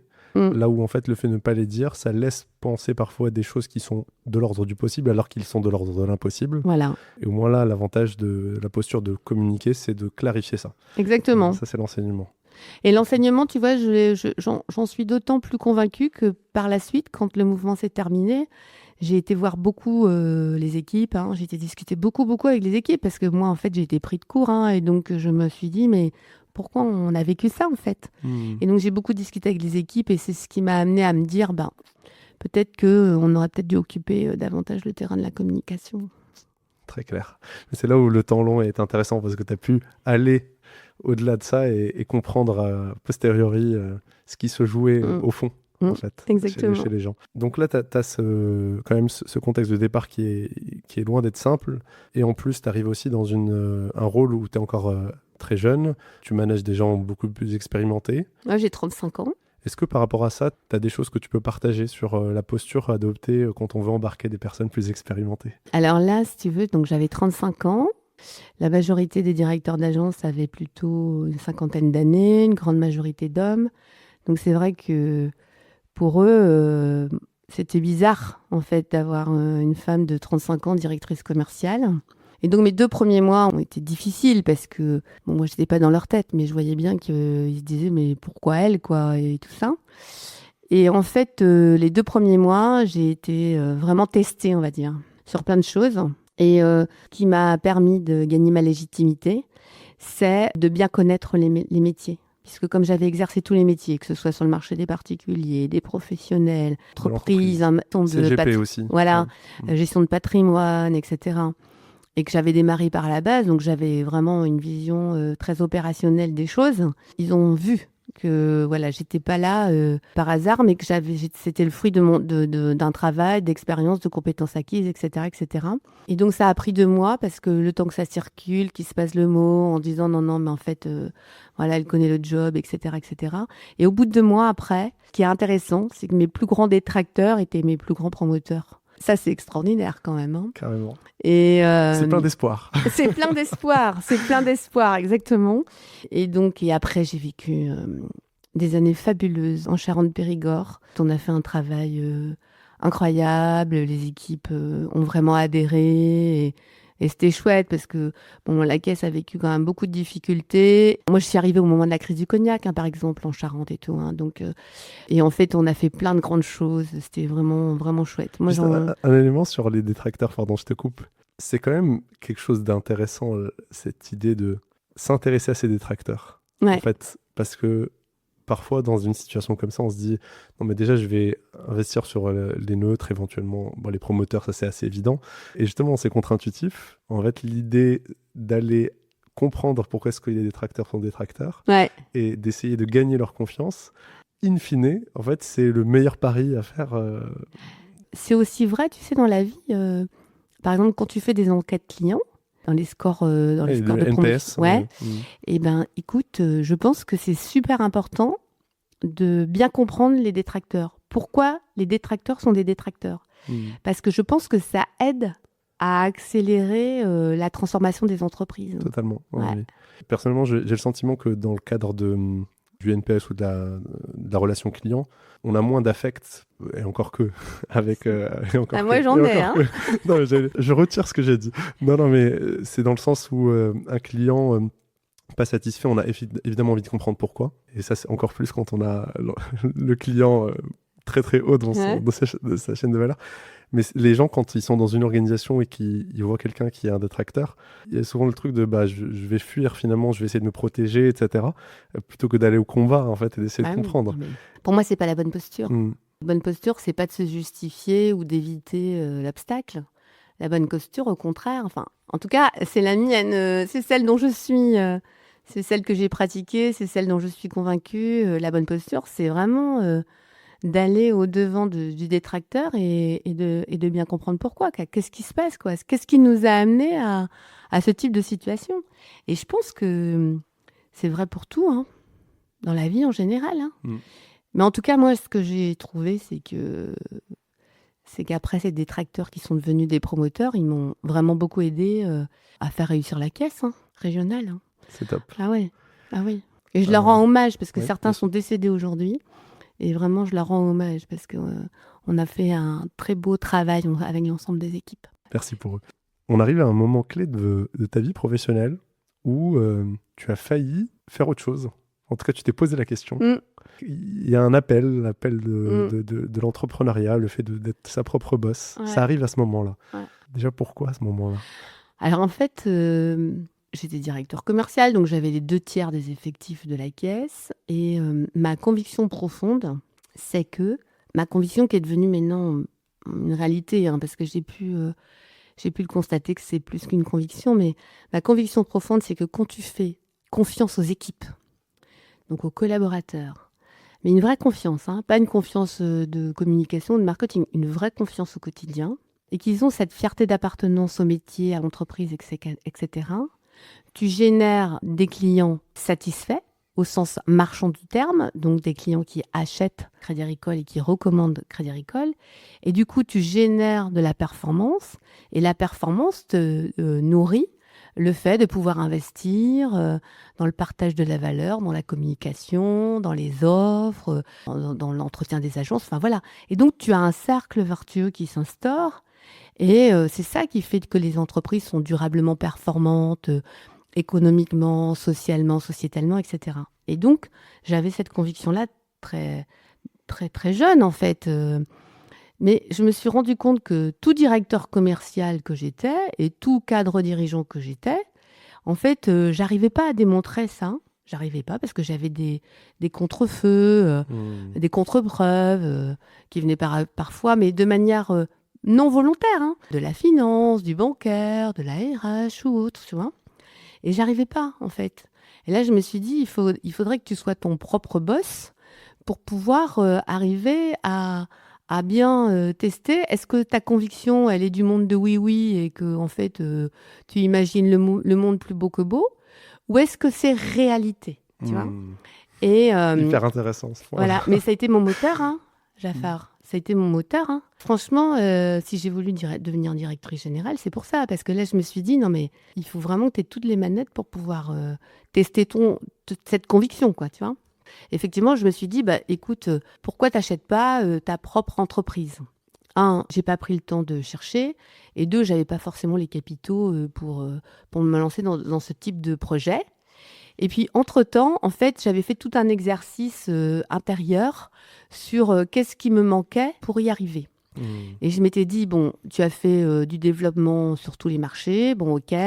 Donc, tu as fait à la fois la partie distribution, la partie marketing plus conceptuelle, etc. La RH, bah oui, puisque tu avais 2/3 des effectifs.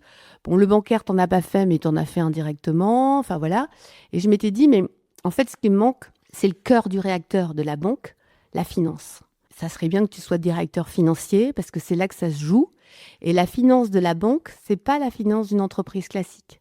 C'est une finance très, très particulière. Et donc, ça serait bien que tu sois directeur financier pour que tu apprennes vraiment au cœur du réacteur ce que c'est que le monde de la finance. Je fais juste une pause sur ce mécanisme-là que tu as développé à ce moment-là parce qu'il est hyper intéressant. Tu as projeté un monde voulu, pour reprendre ton idée, qui était de dire j'ai envie de faire, en fait, j'ai envie de prendre des décisions, d'incarner en fait finalement une vision et de tester une hypothèse. Enfin, c'est quand même incroyable comme démarche parce que tu te dis ok, ça c'est les idées, le monde des idées, je vais aller le confronter au monde réel et donc comment y arriver? Quel est ce monde voulu? Ce monde voulu, tu as trouvé un moyen différent de le construire. Le chemin n'est pas celui que tu avais imaginé au début, c'était pas ton scénario 1, on va dire. Non. Mais ça t'a permis en fait d'avoir ce travail-là sur toi qui t'a poussé à dire directeur, la partie financière me manquait. Voilà. T'aurais pas eu ce raisonnement-là, t'aurais peut-être pas réfléchi à directeur financière. En fait, c'est donc t'as d'une certaine manière. Exact. Voilà, tu as raison. À ce moment-là, tu t'es dit, ça t'a permis d'avoir ta next step. Tu as raison, effectivement. Et en fait, ce qui s'est passé, c'est que Christian Duvillet, qui avait été mon directeur général en Charente-Périgord, mais qui était parti un an après que je sois arrivée, après m'avoir nommée. En fait, je suis restée 3 ans après avec l'autre directeur général qui était aussi père Bernard Merlet. Et en fait, Christian Duvillet, un jour, je l'ai rencontré dans le métro à Paris. Et puis, il me demande qu'est-ce que vous devenez, tout ça. Alors, je lui dis, ça va et tout. Prendre des nouvelles, la famille, etc. Puis, il me dit, c'est quoi vos projets? Alors, et là, je lui sors comme ça, spontanément. Écoutez, je voudrais être directeur financier. Alors, il me dit, ah bon, quelle drôle d'idée. Et je lui dis, oui, mais pas un directeur financier caisse enregistreuse, hein. Un directeur financier qui pense avec la direction générale la stratégie, qui contribue à l'allocation de ressources. Enfin, je lui fais tout mon pitch, là, comme on appelle ça maintenant. On appelle ça un pitch maintenant. J'ai fait tout mon pitch de l'époque. Et il me dit, ah oui, très intéressant et tout. On se quitte. Et en fait, il m'appelle quelques mois après en me disant, écoutez, j'ai un poste au Crédit Agricole d'Aquitaine. On va construire le Crédit Agricole d'Aquitaine. Et donc, j'ai un poste de directeur financier au Crédit Agricole d'Aquitaine. Est-ce que ça vous intéresse? Et là, je me dis, waouh, cet homme est incroyable. Deuxième coup. Ben oui, je me suis dit, waouh, mais attends, t'as tout à apprendre sur le monde de la finance. Je lui ai dit, mais attendez, c'est un sacré défi pour moi, mais c'est un sacré pari pour vous aussi. Et il m'a dit gentiment, ben, en fait, avant de vous appeler, j'y ai réfléchi quand même. Quand même, j'étais D'accord. gonflée, hein. Et puis, et en fait, il m'a dit, mais non, mais je sais, je vous connais. Je sais que vous ne ferez pas semblant de savoir ce que vous ne savez pas. Vous allez avoir de très belles équipes et vous allez voir, ça va très bien se passer, etc. Et là, je me suis dit, oh, ce groupe est incroyable, mais cet homme est incroyable.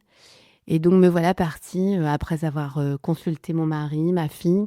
Tout le monde était super content d'aller à Bordeaux. Et ben, nous voilà partis à Tous ensemble Bordeaux. cette fois-ci. Et tous ensemble cette fois-ci. Mm. Et là, c'était incroyable. Et alors, Parce que ce serait trop facile si c'était un onboarding tranquille. voilà. Alors là, c'était le jour de la fusion, le moment de la fusion. Donc, on construisait la Caisse d'Aquitaine. Et puis, en plus, il m'a demandé de prendre en plus le marketing stratégique, la communication et l'animation de la vie coopérative et mutualiste. Donc, bon, ça faisait un peu beaucoup, mais voilà, je lui faisais absolument confiance et j'ai eu raison d'ailleurs. Mais alors là où là je me suis dit, il est vraiment incroyable parce que en fait c'était le moment du passage aux normes, aux nouvelles normes comptables qui s'appellent les normes IFRS, qui sont les normes en valeur de marché, qui a été quand même un bouleversement profond de la banque. Et puis nous on vivait au niveau du groupe un nouveau bouleversement, c'est-à-dire que on mettait en place une nouvelle organisation financière interne, donc dans les relations financières du modèle économique de la banque, en interne groupe Crédit Agricole. Et en fait, il me dit, bah écoutez, le Crédit Agricole d'Aquitaine va être caisse pilote de ces deux grandes transformations. Waouh!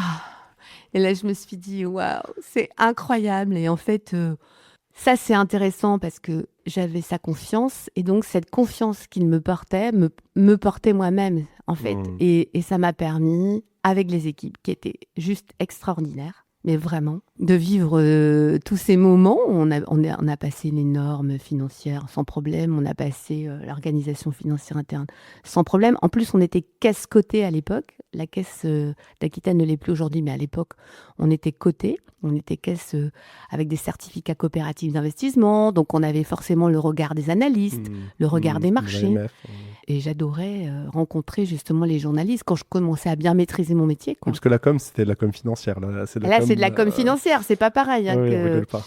Et j'avais aussi la com institutionnelle. Ouais, c'était juste incroyable. Déjà là-dessus, sur la question de la confiance qui t'apportait, que tu ressentais, en fait, je trouve que c'est clé aussi cette idée de dire quand on a confiance en quelqu'un, que la personne le perçoit. En Ouais. fait, parce que toi, tu le percevais. Ah oui, moi, c'est que certainement, il le transmettait de la bonne manière. Ah oui, ça, c'est sûr. Hein. Et ça, ça t'a donné des ailes, en fait. Absolument, et ça me sécurisait. Hmm. Ça me sécurisait, en fait.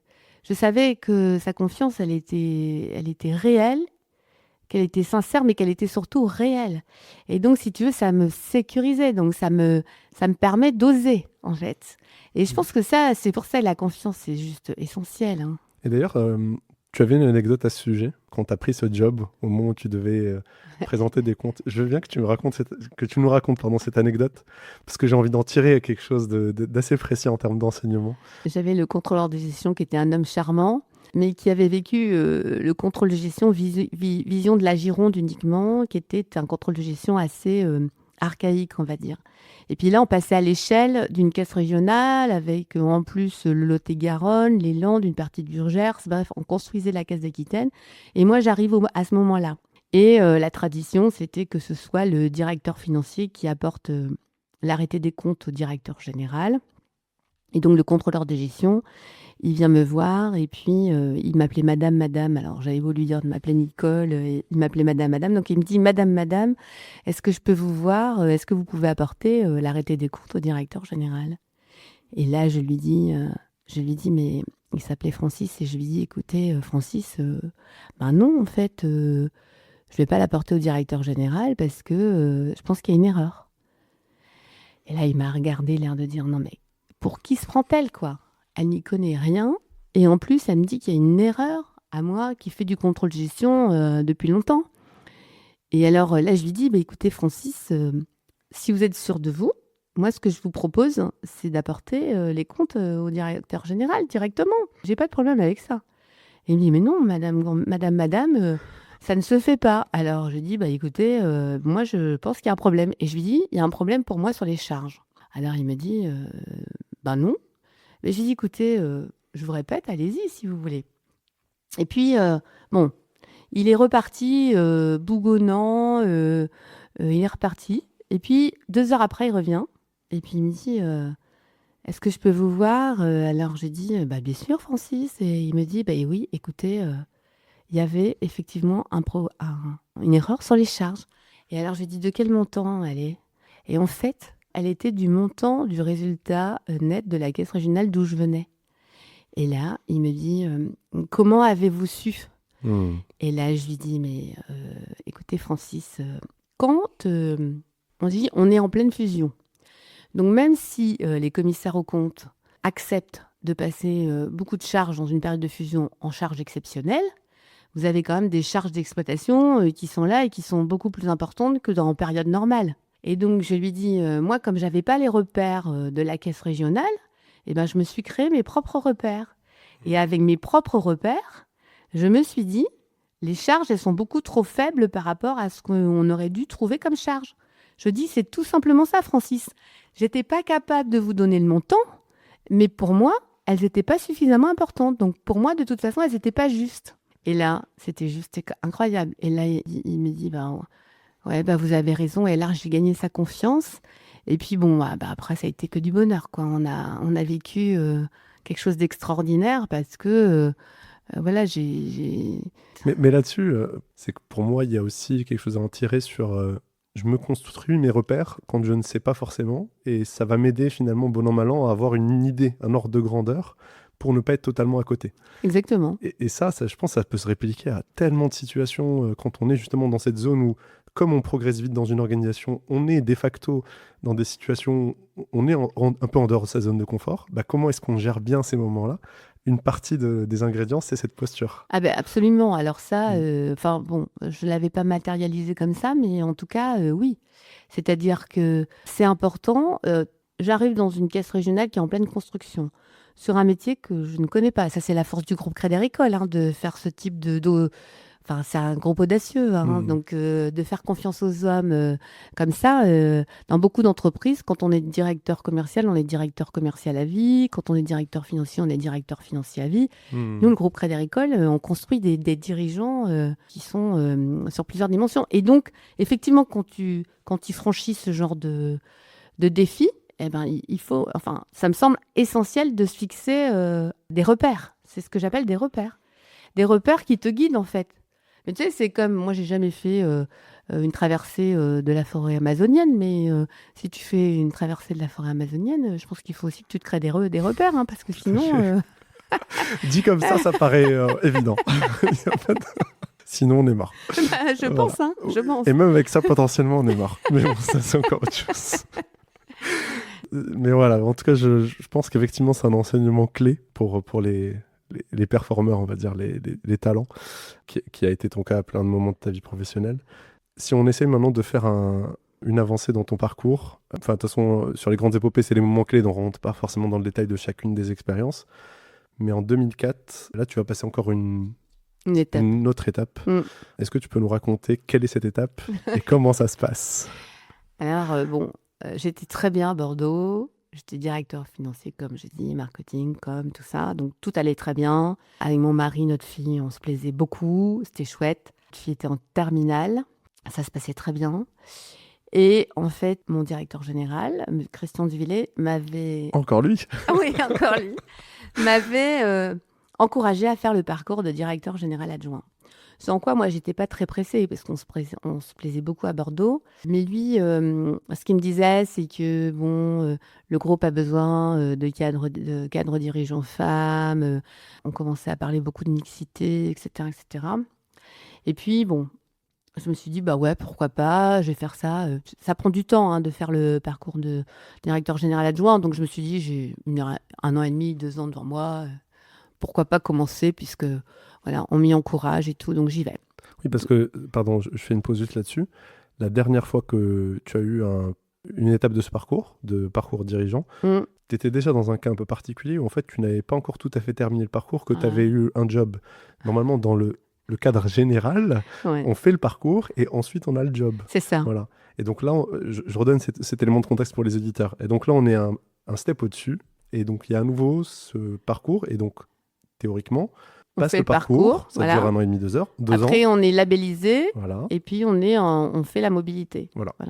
Ceci étant dit, je te laisse reprendre. Voilà. Et donc, en fait, donc je me suis dit, j'ai 2 ans devant moi, le temps de faire toutes les étapes de parcours parce qu'elles sont très nombreuses et tout ça. Donc, du coup, je me suis dit, je vais lui dire oui et puis je vais passer ma première étape. Donc, je passe ma première étape qui se passe très bien. Là, je reçois sur mon téléphone portable un message de l'assistante de Marc Deschamps, qui était le directeur général qui venait de prendre la responsabilité de la caisse du Calvados et la caisse régionale du Normand à l'époque. C'était 2 caisses régionales avec un projet de fusion des 2 caisses pour créer la caisse de Normandie. Et donc, je reçois un coup de fil me demandant de rappeler Marc Deschamps. Et là, je me suis dit, mais qu'est-ce que c'est que ce truc j'espère qu'on va pas me proposer d'aller en Normandie parce que j'ai pas trop envie en fait. C'est pas le bon moment quoi. On se plaisait bien à Bordeaux, etc., etc. Donc je demande à Christian Duvillet, mon directeur général et mon homme de confiance aussi. Tout à fait, ouais. Je lui demande ce qu'il en pense. Et il me dit, écoutez, vous pouvez rappeler toujours, vous verrez bien de quoi il en retourne. Alors je lui dis, non mais attendez, si c'est pour me proposer d'être directeur général adjoint en Normandie, moi je vais dire non. Hein. Et alors là, il me dit, non mais attendez, ne dites pas non comme ça. Faut savoir que ça va être un super projet. Ils n'ont pas encore signé la déclaration d'intention. En plus, ils vont migrer sur un nouveau système d'information qui n'existe pas encore. Voilà, ça va être une expérience incroyable que beaucoup de dirigeants ne vivront pas, etc. Donc, ne dites pas non, réfléchissez. Alors là, je me suis dit, bon, ok. Et donc, je rappelle Marc Deschamps. Et puis là, Marc Deschamps m'explique le projet, etc., etc. Enfin, je vous passe, oui, mais je te passe les il détails. t'explique ce que tu savais qu'il allait t'expliquer. Voilà. Mais en fait, il me l'explique vraiment. Puis alors là, il me dit, en fait, ce serait bien que vous arriviez au mois de mars. Et alors là, je me suis dit, il me tend une perche pour dire non, en fait. Alors j'ai dit, non, c'est pas possible parce qu'en fait, ma fille, elle est en année de terminale, donc elle a son bac à passer. Donc de toute façon, moi, je peux pas partir au mois de mars de l'Aquitaine. Donc hors de question, je vais pas porter la responsabilité de son résultat au bac. J'ai déjà donné sur Charente-Périgord, donc je veux pas revivre ça, terminé. Et donc je lui dis non. Puis là, il me dit, mais si on attend l'été, alors là, je me suis dit, mince. Bon, il me dit, on pourrait peut-être se voir. Là, je pouvais pas lui dire non. Oui, le pied dans la porte. Voilà. Donc je lui dis, ok, pour se voir. Puis bon, je me suis dit, à chaque jour, je gérerai. Et puis, en fin de compte, je l'ai vu. On a eu un excellent entretien. Et là, il m'a dit quelque chose qui m'a quand même bien interpellée. Il m'a dit, je ne sais pas si nous serons compatibles. Et là, je me suis dit, c'est quoi cet homme qui me dit, qui me parle de compatibilité? Alors, ça, c'était la première fois que j'entendais quelqu'un qui se souciait de la compatibilité. Et donc là, il m'a... Et c'est clé, en fait. C'est clé. Et donc là, il m'a fait rencontrer quelqu'un, une femme, qui, donc pendant 4 heures, et qui m'a dit, vous seriez compatible alors que vous êtes aux opposés. Ok. Aux opposés, vous seriez compatible, mais il faudrait que vous trouviez la clé. Mais cette personne, c'était quoi? C'était un test de personnalité ou Ouais, c'était des tests de personnalité, un peu bilan de compétences, mais sous l'angle de, je sais pas. Bon, bref. En tout cas, c'est une personne qui vous a un peu cuisiné pendant 4 heures pour... Voilà. Et alors, le fait qu'elle dise que ça serait pas facile, en fait, et qu'il fallait trouver la clé, là, je me suis dit quand même, ça peut être intéressant. Et puis, comme mon directeur général, Christian Duvillet, m'encourageait aussi à vivre cette expérience, j'ai attendu l'été que ma fille réussisse son bac. Et puis, comme elle avait d'autres projets sur Rennes, c'était l'occasion de migrer sur la Normandie. Donc, effectivement, je suis partie. Et mon mari, mon cher mari, toujours dans ses mobilités incroyables. Son groupe, de la Banque Populaire, a été extraordinaire parce qu'à chaque fois, il a pu bouger de lieu géographique. Bon, je pense qu'il est très très bon, hein. Je pense qu'il est très très bon et donc voilà. Ils se battaient tous pour l'avoir. J'en sais rien, mais en tout cas, il n'a jamais eu de problème de mobilité. Nous voilà partis en Normandie, relever ce défi de la construction du Crédit Agricole de Normandie, aux côtés de Marc Deschamps et puis aux côtés de Jean-Christophe Tirenne, qui était mon collègue directeur général adjoint. Le président, c'était Daniel Éperon à l'époque, président du conseil d'administration. Donc moi, ce que j'ai retenu, c'est qu'il y avait une volonté politique forte de créer cette caisse régionale à 3 départements. Donc ça, c'est super important. Ça a pris beaucoup de temps de créer cette volonté politique, hein. Dans l'histoire de la caisse, je pense que ça a dû prendre 10 ans ou un peu plus. Et une fois que cette volonté politique, elle a été hyper claire pour les 3 départements, après, il y a eu le pourquoi. C'est-à-dire réunir 3 départements, ok, mais pour quelle ambition ?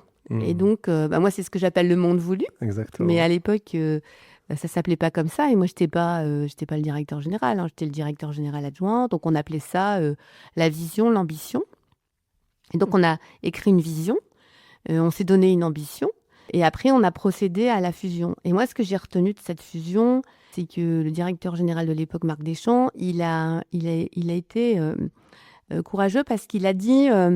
par exemple, la direction financière, elle sera sur Caen. La direction du bancaire, elle sera sur Alençon. La direction des marchés sera sur Saint-Lô. Et or, dans beaucoup de fusions, on gardait un petit bout sur chaque département, parce que socialement, c'est plus facile à exécuter que quand vous prenez des décisions de centralisation. Et en fait, ça a été très facilitant, parce que du coup, le retour sur investissement de l'acte de fusion, il est beaucoup plus rapide. Bien sûr. Que quand vous gardez les choses essaimées. Donc, moi, j'en ai retiré... Il y a un coût quand même à le faire. Il y a un coût à le faire. Au départ, mais après, mais derrière, si c'est bien cadré, voilà. Si l'objectif, si l'ambition, elle est bien claire, et si la trajectoire, elle est bien cadrée, et qu'on n'y déroge pas, alors c'est pas facile, hein, bien sûr, en exécution, mais ça porte ses fruits. Ça porte ses fruits. Et puis, ça a permis de construire un acteur quand même majeur sur les 3 départements. Et l'autre question qui me travaille, c'est quelle a été alors la clé de compatibilité entre vous deux ? D'abord, bon, il m'avait embauché, hein, Marc Deschamps, donc... Et moi, j'ai accepté. Donc, voilà. Donc, on était là après pour réussir ensemble. Et la clé, c'est que on s'est attaché à bien capitaliser sur nos différences. Et quand on n'était pas d'accord, on s'en expliquait en tête à tête dans son bureau. Et qu'en sortant du bureau, forcément, moi, c'était loyauté absolue à mon directeur général, hein. Ça, c'était pas... ça fait partie de mes valeurs, quoi. Donc, quand j'avais quelque chose... qui m'interrogeait ou qui me déplaisait, j'allais le lui dire. Et je pense qu'il avait une grande qualité quand même d'écoute. Et puis, j'ai bénéficié de sa confiance, ainsi qu'à mon collègue directeur général adjoint, Jean-Christophe Tirenne. Donc, on a vraiment eu les clés pour exécuter la fusion. Moi, j'avais la partie développement, mon collègue avait la partie fonctionnement. C'est lui qui était plus en charge de faire réussir la fusion sur le plan technique et fonctionnement, et moi de continuer à assurer le développement de la caisse régionale. Et donc, on a fait une belle équipe, les rôles étaient très clairs. Donc, quand on avait des choses à se dire, ces choses-là, ça restait entre nous, en fait. Très clair. Et en fait, c'est intéressant aussi, ce rôle de développement dans une transformation en cours. Ah oui. D'ailleurs, c'est drôle, mais après, je ne suis pas expert en stratégie, mais souvent on se dit, il y a un temps déjà pour stabiliser et puis il y a un temps pour capitaliser. Et là, ce que j'entends, c'est que les 2 temps se jouaient de concert. Exactement. Mais c'est comme faire, Charentes-Périgord, quand il y a eu la grève, l'important, c'était de continuer le développement de la caisse. Donc, on dit qui n'avance plus recule, hein.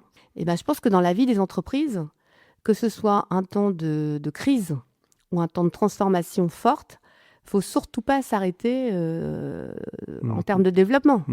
Parce que qui n'avance pas recule. Très clair. Je propose qu'on passe à l'étape d'après. Parce qu'on arrive là en haute montagne, si je peux me permettre l'expression. Et là, l'étape dont on va parler, c'est quand même un pas de côté. Enfin, c'est pas quand même, c'est un pas de côté. C'est un gros pas de côté. C'est un Ouais. gros pas de côté. Ce qui s'est passé, c'est que donc ça faisait 5 ans que j'étais directeur général adjoint. Donc j'avais fait 2 ans sur la partie développement de la caisse. Et puis quand mon collègue Jean-Christophe est parti à LCL, le Nouveau Crédit Lyonnais, moi j'ai pris la partie fonctionnement.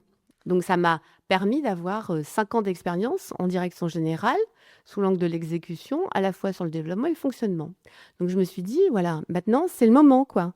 C'est le moment pour que ma conviction qui consiste à être à son propre compte, entre guillemets, être numéro un de la boîte et de pouvoir faire confiance aux hommes et aux femmes et aux hommes dans toutes leurs dimensions, enfin tout ce que j'ai dit tout à l'heure, là.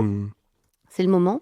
Et donc, je me suis présentée sur les listes d'aptitudes. On parle comme ça dans le groupe, c'est-à-dire qu'on se présente devant des jurys. Enfin, il y a tout un. Donc là, c'est une démarche personnelle. C'est toi qui as décidé à ce moment-là d'y aller. Si tu veux, c'est moi qui ai demandé d'y aller. Mon directeur général, Marc Deschamps, m'a fait un dossier, parce que c'est le directeur général qui présente le candidat. Et après, il y a une enquête sur moi, il y a des épreuves, j'ai des jurys, enfin, etc., etc. Et là, en fait, il m'a été dit que comme j'étais une femme de caisse régionale, parce que même si j'avais fait plusieurs caisses régionales, j'avais toujours travaillé que, entre guillemets, en caisse régionale. La commission des cadres dirigeants, qui est composée de 14 personnes, 7 dirigeants de la partie Crédit Agricole SA et 7 dirigeants de la partie caisse régionale, m'a dit que ce serait important que je fasse une mobilité dans la partie Crédit Agricole SA, donc soit dans une filiale métier, soit dans l'organe central, pour que j'ai une vision groupe beaucoup plus large.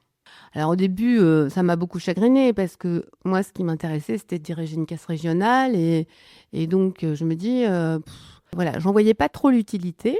Mais comme c'était pas à discuter, en fait, c'était non discutable, on va dire.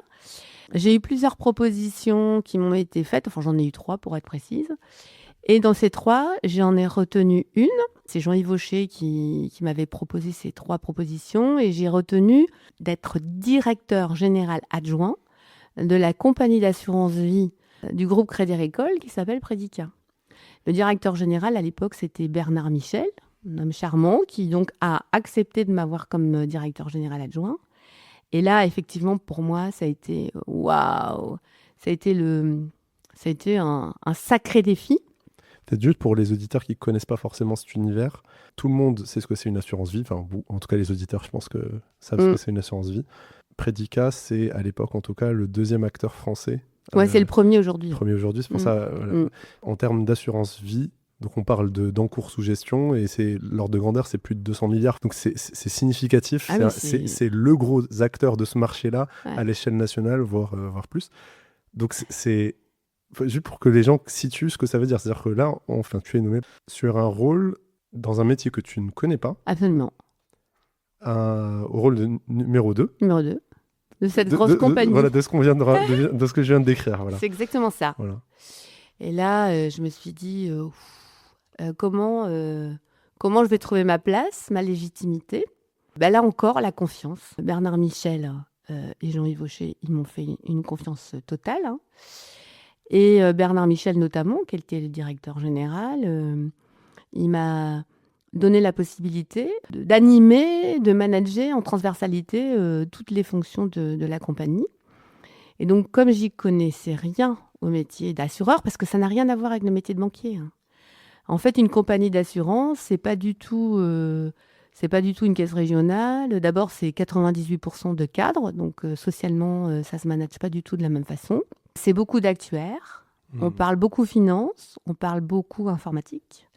Et donc, c'est pas du tout les mêmes ressorts, les mêmes enjeux qu'une caisse régionale. Oui, donc en fait, vous n'avez pas tant de prise que ça, fait, pour pouvoir faire de l'analogie. Voilà. Exactement. Et donc, en fait, j'ai fait 2 choses. La première, c'est qu'on m'a proposé de faire une formation accélérée pour faire un diplôme d'assurance par l'IFPAS, ce que j'ai fait, évidemment. Et puis, parallèlement à ça, j'ai rencontré toutes les équipes. Je suis allée les voir sur leur poste de travail. Je leur ai demandé de m'expliquer leur métier. C'est quoi leur métier? C'est quoi leurs préoccupations de tous les jours? Et c'est quoi les risques? Qu'est-ce qui les anime le matin? Voilà, qu'est-ce qui les amène à se projeter? Enfin voilà, toutes ces questions-là. Et là, en fait, j'ai trouvé un angle qui est que là, on est en 2009, hein, et c'est que l'assurance vie, pour différentes raisons, on avait perdu des parts de marché sur les flux. Alors les flux par rapport à des stocks, ça a l'air de rien comme ça, mais c'est hyper important.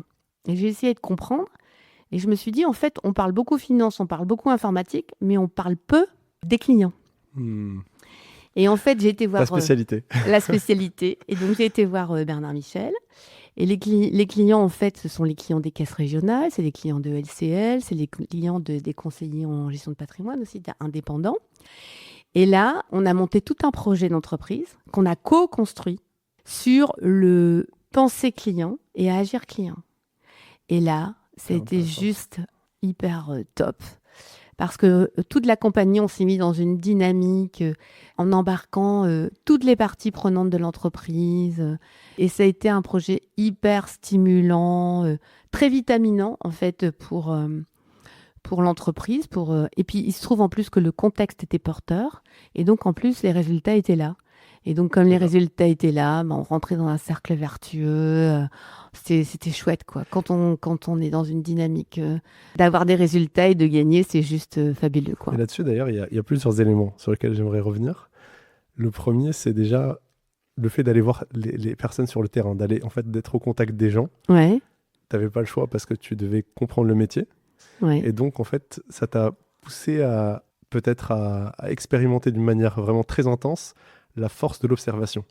À un moment donné, il y a des fois des gens, comme on sait, on peut tomber dans le piège de dire je sais, donc en fait je fais ma petite due deal rapide et puis je commence à prendre des décisions. Ouais. Là, tu n'avais pas le choix, il fallait que tu ailles en profondeur auprès des gens. Oui. Donc ça, déjà, c'est un apprentissage. Ouais, mais alors moi, ça, c'est ma construction, en fait. J'ai toujours été voir les acteurs, les collaborateurs avant.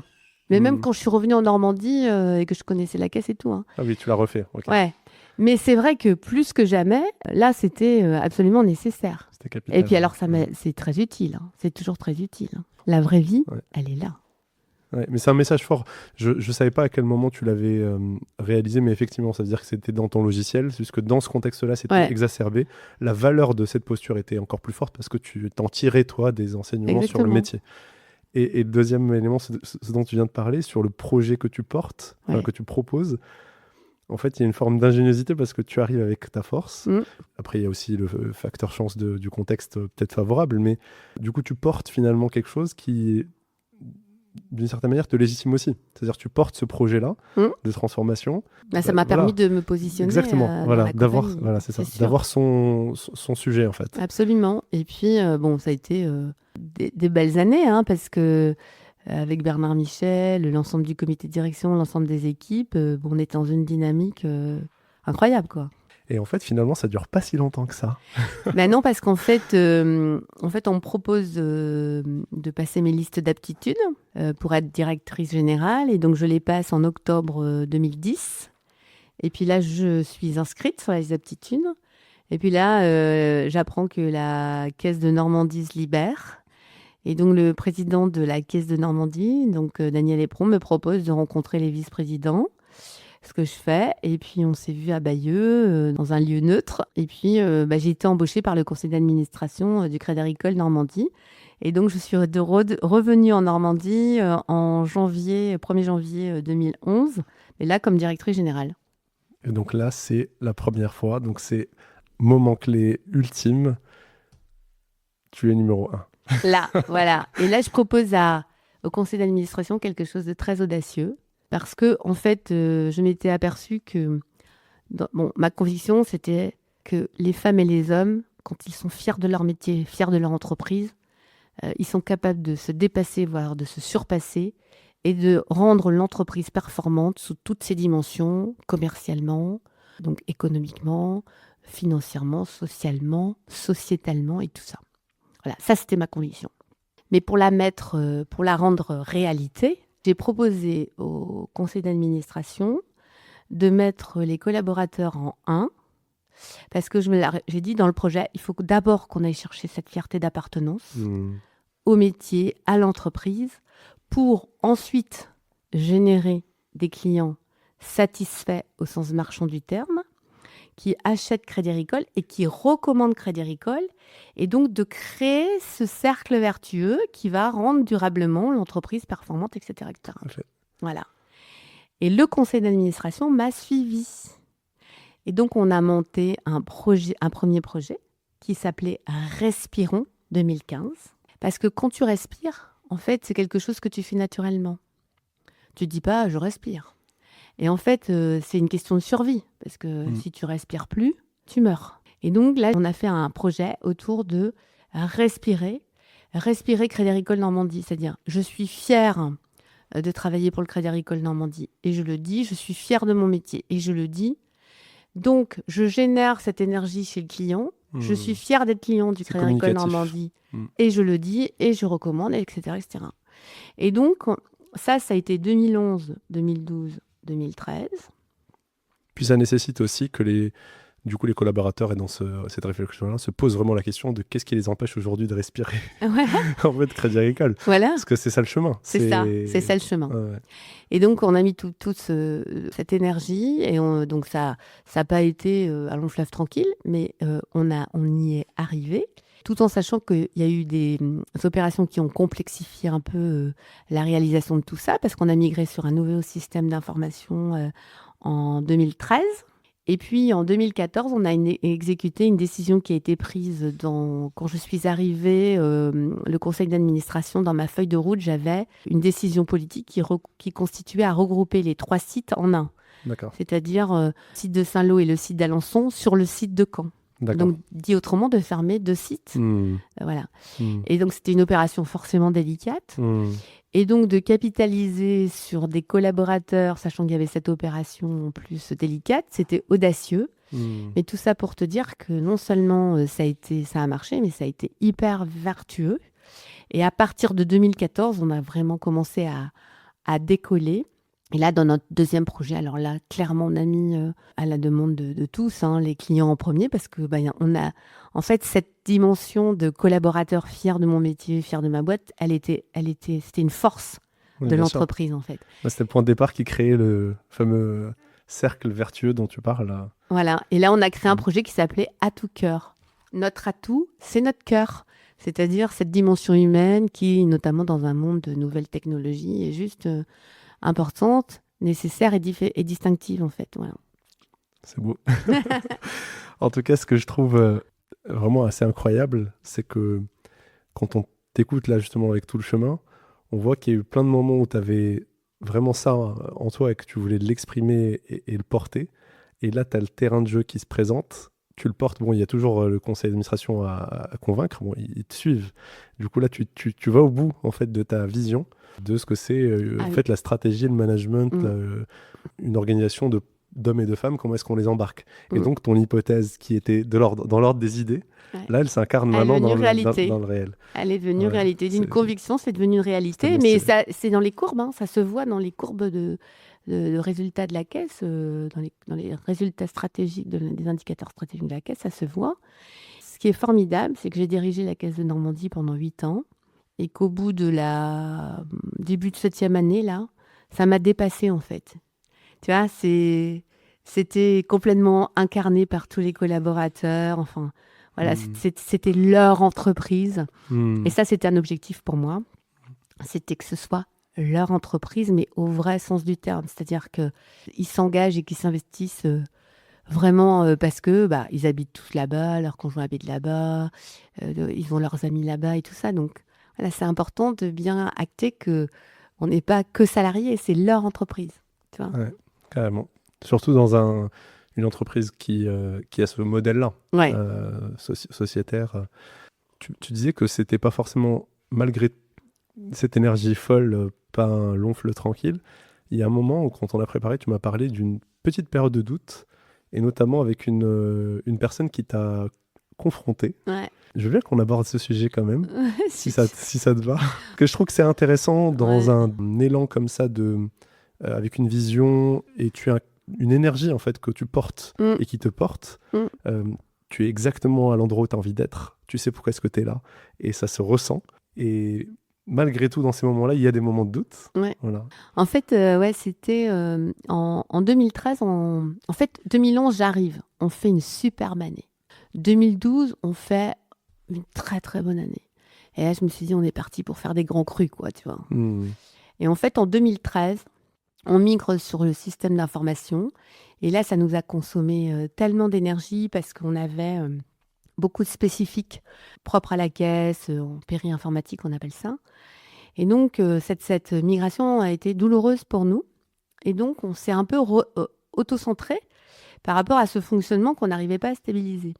Et là, du coup, 2013, ça a été moins bon. Et ça a cassé un peu la dynamique. Et c'est vrai qu'au fond de moi-même, je me suis dit, mais mince, peut-être qu'en fait, ma conviction, elle est un peu angélique et que c'est pas aussi facile que ça, etc., etc. Mais je l'ai pas partagé, en fait. Et un jour, j'ai une femme de la communication qui s'appelle Annie Gringette et qui me connaissait bien à tel point qu'on lui disait, parce que c'était de la communication interne, et on lui disait qu'elle parlait la langue de Nicole. Donc, c'est te dire qu'elle me connaissait bien. Et donc, elle vient m'interviewer pour un article du journal interne de la caisse régionale. Et je lui réponds. Mais moi, j'avais le sentiment d'être normale, en fait, tu vois. Et puis, à la fin de l'interview, elle me dit mais Nicole, je peux vous dire quelque chose je dis, dites-moi. Elle me dit vous doutez? Alors, je dis que je doute, comment ça? Est-ce que vous doutez qu'en faisant confiance aux femmes et aux hommes, on est capable de faire des choses extraordinaires? Wow. J'ai dit non, pas du tout, Annick. Mais pourquoi vous me dites ça? Elle me dit, je sais pas, je sens que... Enfin, je sais pas, j'ai l'impression que vous doutez. Elle me dit, vous savez, faut pas douter. Hein.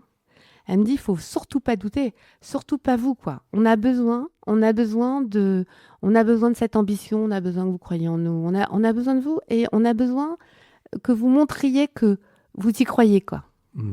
Et là, je me suis dit, waouh, elle l'a vu, en fait, elle a lu dans ma façon d'être que j'avais des doutes. Et là, je me suis dit, waouh, Nicole, c'est pas bien. Faut que tu te ressaisisses. J'ai remis un plan de visite des agences, de visite des services. Et puis, je suis repartie au combat sur le monde voulu. Et du fuel, en fait. Voilà, et en leur réaffirmant ô combien j'ai confiance en eux et que j'ai pas de doute. Voilà. Mais c'est vrai que cette migration informatique, elle a été compliquée et elle m'a créé un peu de doute. Mais bon, on s'est ressaisi. Mais là-dessus, je trouve ça génial. C'est un message que je pense qu'il faut passer aux auditeurs. C'est une organisation. En fait, il y a les dirigeants qui ont une forme de responsabilité vis-à-vis des collaborateurs, et aussi les collaborateurs qui ont une forme de responsabilité vis-à-vis des dirigeants. Oui. Et en fait, cette dame-là, ce qu'elle a fait, moi, j'étais vraiment très touché par son geste quand tu me l'as raconté la première fois, parce qu'elle a osé te dire quelque chose de manière naturelle, en prenant soin de toi, en fait, en te disant, exactement.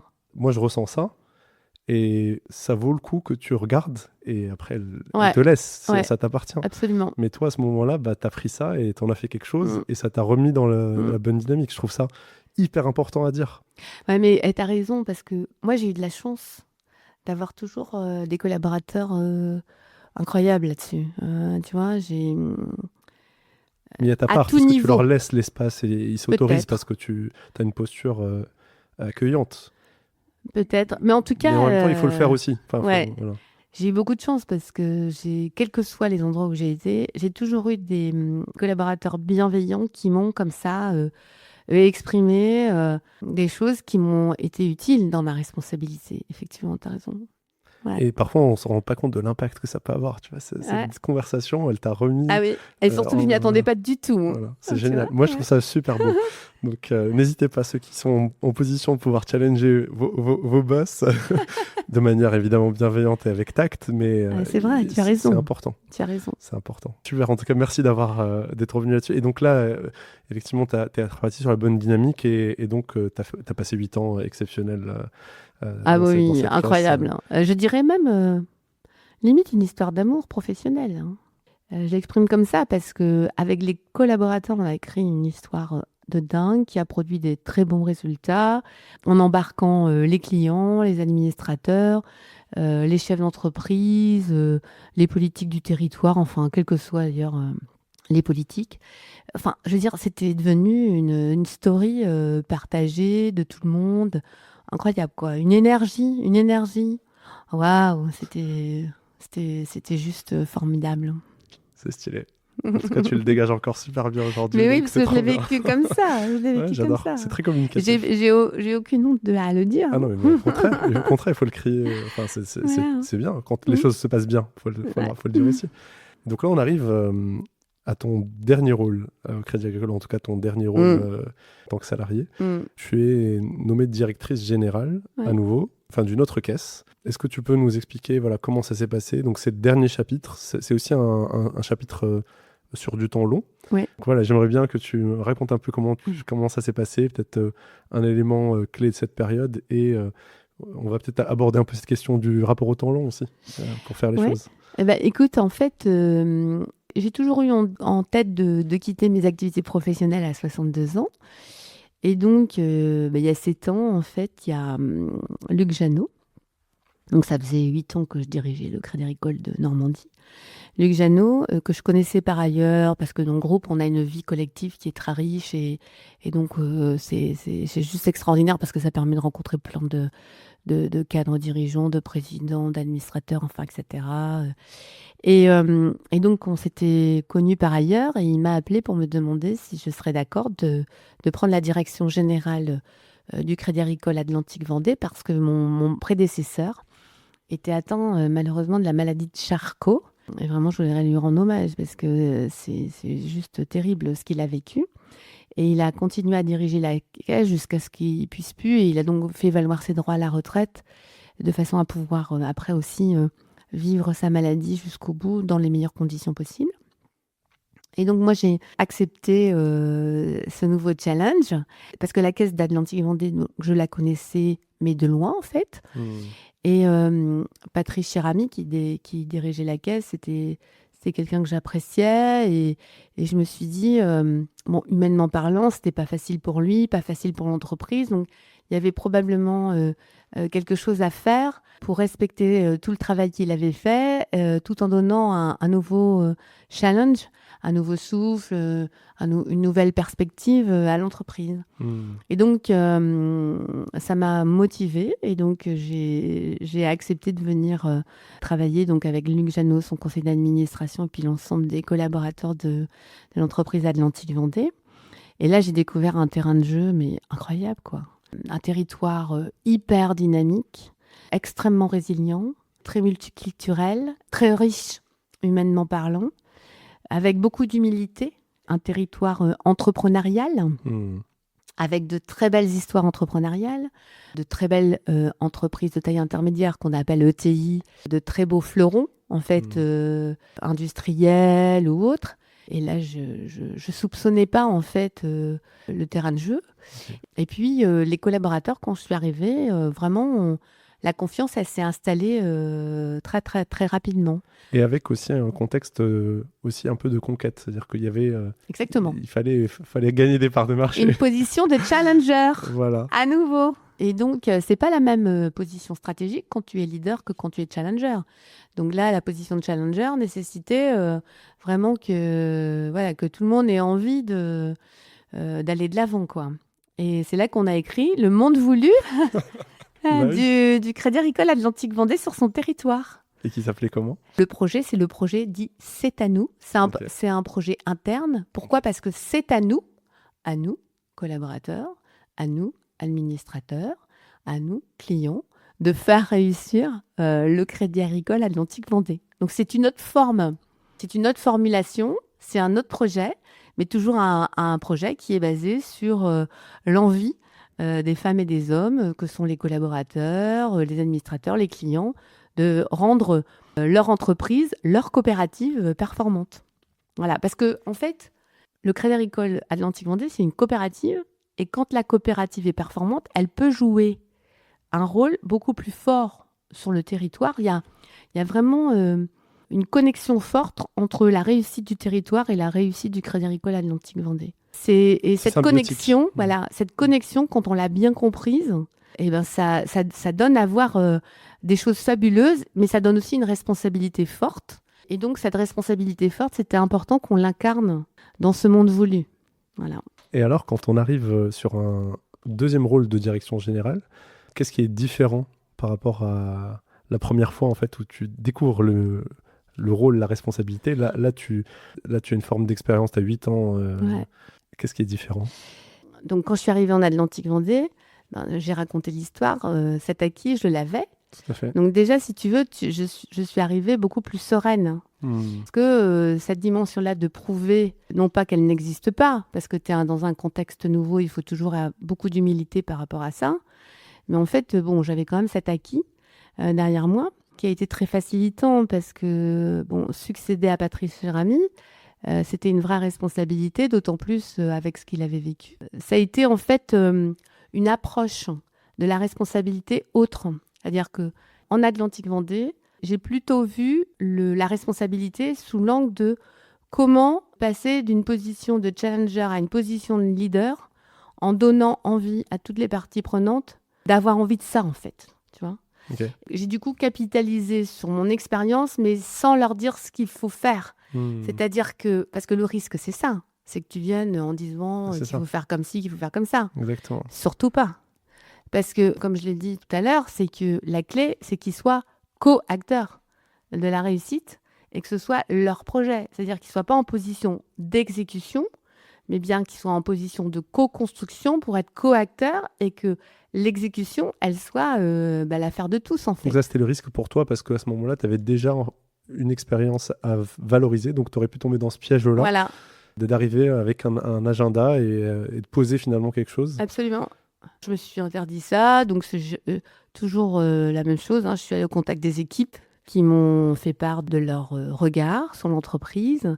On a d'ailleurs, dans le cadre de la construction du projet, pris une étape de regard croisé. C'est-à-dire que le monde actuel, le monde de départ du projet, on a vraiment fait beaucoup de lectures partagées pour être sûr de pas oublier quoi que ce soit et que ce soit pas tronqué non plus. D'accord. Que ce soit un vrai regard partagé. Les rencontres avec les équipes, les clients, les non-clients, le territoire, ça a beaucoup nourri le point de départ. Et après, l'ambition et le monde voulu, en fait, on l'a co-construit ensemble pour être la banque de référence et de cœur du territoire. La référence, c'est la banque à qui on a envie de s'adresser parce qu'on sait qu'on a en face de soi quelqu'un qui a non seulement le sens des responsabilités, mais quelqu'un qui va penser au client et non pas à l'intérêt de la banque. Ça, c'est le côté référent. Et après, le cœur, c'est les femmes et les hommes, c'est-à-dire le côté humain. Chaque client est différent, chaque client a son histoire et chaque client a ses besoins, a ses attentes. Et même avec de l'intelligence artificielle, la dimension humaine, elle est fondamentale. Oui, voire encore plus. Bah oui, voilà. Et donc, c'est ça. Pendant ces années-là, il y a notamment un projet quand même assez emblématique, le campus BSR. Ah oui. J'aimerais bien t'entendre là-dessus parce que quand j'ai fait mes petites recherches, j'ai vu que c'était le premier endroit en France en fait où ça s'est matérialisé. Ce croisement entre en fait un lieu qui est le siège pour les salariés et en même temps un lieu d'ouverture avec le village et tout cet écosystème-là. L'idée est très ingénieuse. Voilà, j'aimerais t'entendre toi comment tu as vécu ce projet-là. Comment tu l'as porté Ouais. Alors, en fait, moi, quand je suis arrivée, donc en janvier 2019, que mon prédécesseur, Patrice Chéramy, avec l'aide de Yves Schwartz, qui était son adjoint, ils avaient donc déjà pensé le regroupement de tous les métiers du groupe sur le lieu qui était le lieu du siège de la caisse régionale. On ne l'appelait pas le campus à l'époque. Donc, ce projet de regrouper l'ensemble des métiers du groupe sur le site de la Caisse régionale rue de Paris. Ça, c'était posé. Ça, c'était posé. La construction du bâtiment était en cours. Et donc, au fur et à mesure que les murs ont poussé, avec notamment Yves Schwartz, qui était mon adjoint, on s'est dit, non mais en fait, il y a une histoire à écrire. Et plus qu'une histoire à écrire, il y a de la valeur à créer, en fait. Alors, on a commencé à penser à ça, à poser ça, et on s'est dit, oui, il faut qu'on en fasse un lieu de vie. il faut que nous en fassions un lieu de rayonnement, mais que ce lieu de vie et ce lieu de rayonnement, il soit utile aux acteurs du territoire, aux différents acteurs du territoire, et qui ne viennent pas en concurrence déloyale des autres acteurs du territoire, mais qui viennent bien en complément des autres acteurs du territoire. Ouais, ce qui n'est pas chose aisée. Hein, parce que... non, ce qui n'était pas chose aisée, parce qu'il y a beaucoup d'écosystèmes en fait, sur le territoire. Ça, c'était le premier axe. Le deuxième axe, on a dit, on veut en faire un lieu de solution pour nos clients, mais nos non-clients aussi. C'est-à-dire qu'un client, il arrive là, ou un non-client, il arrive là. Il exprime ses besoins et ses attentes, et on doit pouvoir lui trouver toutes les solutions, puisqu'en dehors d'être une banque régionale, on est un groupe international, puisque le groupe Crédit Agricole, c'est la 9e banque au monde quand même. Donc, on doit pouvoir avoir ça de manière concrète à Nantes. Donc ça, c'est la deuxième dimension. Et la troisième dimension, c'était la dimension innovation et préparation au monde de demain. Et donc, c'est pour ça qu'on a mis le village au cœur et qu'autour de ça, on a développé tout un écosystème donc, d'innovation, d'accompagnement des startups, de capital développement, d'événements, enfin, etc., etc. Et en fait, on s'est dit, tout ça, ça parle d'humain, en fait. Et donc, on s'est dit, on va en faire une aventure humaine. Et cette aventure humaine a nourri notre ligne de communication qui est le pouvoir des rencontres. Parce qu'on s'est dit, en fait, quand les gens se rencontrent, ça crée de la valeur. Tout à fait. Ce qu'on essaye de faire là, par exemple. Voilà. Modestement. Et tu vois, et c'est tout ça que l'on a écrit. Et donc, après, on s'est dit, il faut qu'on crée une marque et qu'on la dépose. Donc, on a créé le campus by CA. Donc, by Crédit Agricole. Et effectivement, l'objectif, c'est que ça se reproduise ailleurs parce que ça crée de la vraie valeur. Et puis moi, personnellement, je trouve que c'est extraordinaire. Moi, ça m'a complètement dépassée parce que le lieu est très visité, très utilisé, très utile. Franchement, c'est plus qu'une banque, quoi. Je peux en témoigner. J'ai déjà eu l'occasion d'aller à plusieurs événements et d'en animer aussi là-bas. Et c'est un très, très beau lieu, effectivement. Tu vois ? Ouais, carrément. En tout cas, là, on ressent cette vibe. J'avais envie de comprendre la personne qui l'a conçue. Voilà, qu'est-ce qu'elle en pensait. Mais on arrive un peu au bout de notre temps d'échange. J'aimerais, en ouverture, on a beaucoup parlé d'humain, faire une forme de boucle avec ton mantra apprendre, transmettre, apprendre, transmettre. J'aimerais t'entendre sur, au moment où tu as décidé, donc tu parlais de cet âge de 62 ans que tu avais déjà en tête, qui était assez clair pour toi. Au moment où tu décides en novembre, c'est ça, 2025, d'annoncer ton départ. Ouais. Déjà, comment tu le prépares ? Pour un départ au 1er avril, oui. Donc tu vois, t'as pris le temps. j'ai quand même, j'ai annoncé très tôt en fait. Comment tu as pensé ce moment-là ? Comment tu l'as vécu ? Peut-être déjà ces premières questions. Ouais. Écoute, moi, ce qui était important, c'était de partir au bon moment pour l'entreprise. Trouver le bon moment pour l'entreprise. Donc certes, il y avait mon projet personnel de partir à 62 ans, mais en dehors de ça, il faut aussi que ce soit le bon moment pour l'entreprise. Du coup, sans rentrer dans le détail, ça faisait 7 ans que j'étais là. On avait passé des étapes. Il y a toujours des étapes à passer. Hein. T'en finis jamais, en fait, avec une entreprise. Donc, en fait, c'était le bon moment pour l'entreprise, là, de partir en 2026. Pourquoi ? Parce que le président du conseil d'administration, lui, pour des raisons de limite d'âge, va partir en avril 2027. Et on a partagé ensemble que c'était fondamental que lui, étant président de la Caisse régionale depuis 15 ans, qui connaît bien la Caisse régionale, qui connaît bien le groupe, donc qui connaît bien aussi les dirigeants du groupe, puisse pouvoir recruter avec son conseil d'administration une personne qui soit en adéquation avec la feuille de route stratégique pour le Crédit Agricole à Nantes. C'est construire la continuité, en fait. Voilà. Okay. Donc ça, c'était fondamental. Et de façon à ce que cette personne qui a été choisie, Marie-Agnès Chénaud, puisse aussi accompagner l'arrivée du nouveau président ou de la nouvelle présidente en 2027. Et donc, moi, ce qui m'importait, c'était que le conseil puisse avoir le temps de bien choisir la bonne personne qui va bien, de façon à ce que je puisse être en tranquillité aussi par rapport à l'entreprise. Parce que tu n'investis pas 7 ans de ta vie pour te dire, après moi, le déluge, quoi. Bien sûr. Bon, nul n'est indispensable. Moi, je ne me crois pas du tout indispensable. Pour autant, on a construit beaucoup de choses avec tous les collaborateurs, tous les clients, etc. Et c'était important de bien faire les choses. Donc, Voilà, ça c'était fondamental pour moi, de bien transmettre et de bien finir les engagements et d'honorer les engagements que j'avais pris. Voilà. Très clair. Je suis une femme d'engagement et ça c'était fondamental et je pense que voilà, humblement, c'est ce qui a été fait. Donc ça, c'est une forme de transmission déjà, c'est bien transmettre Ouais. l'existant. Et puis, il y a ce temps de la réflexion, de la projection. Bon, là c'est encore très frais, donc peut-être que tu n'as pas suffisamment pris de recul dessus. Je ne sais pas si tu as quelque chose à me partager sur cette réflexion par rapport à d'autres manières de définir la transmission, sur notamment ton expérience, les chemins que tu imagines potentiellement pour toi là-dessus. En fait, non, j'ai pas trop réfléchi là-dessus parce que mon moteur, tu l'as dit, c'est d'apprendre.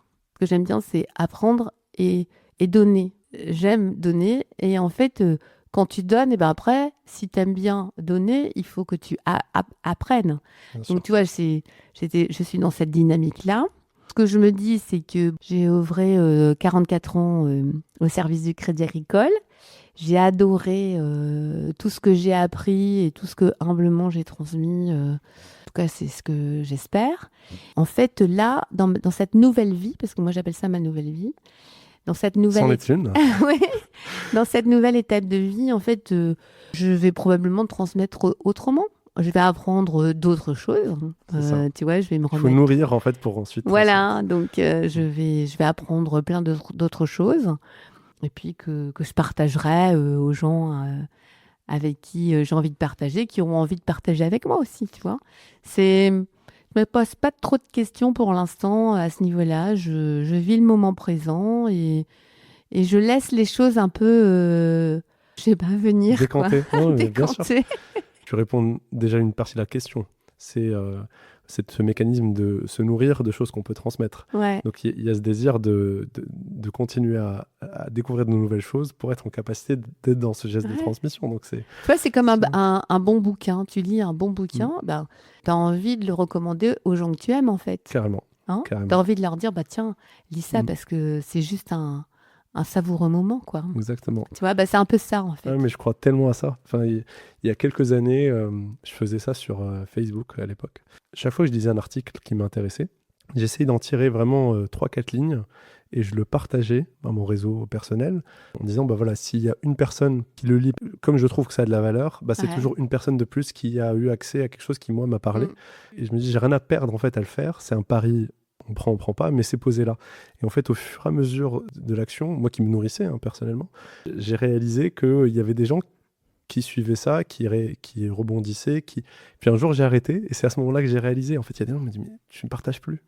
Mais attends, mais qu'est-ce qui se passe Voilà. Et bon, c'est juste que c'était plus mon moyen de transmission. J'avais envie de transmettre différemment, mais tu vois, donc moi j'étais présente sur LinkedIn en tant que directrice générale du Crédit Agricole Atlantique-Vendée. Puis j'avais prévu de ne plus publier en fait.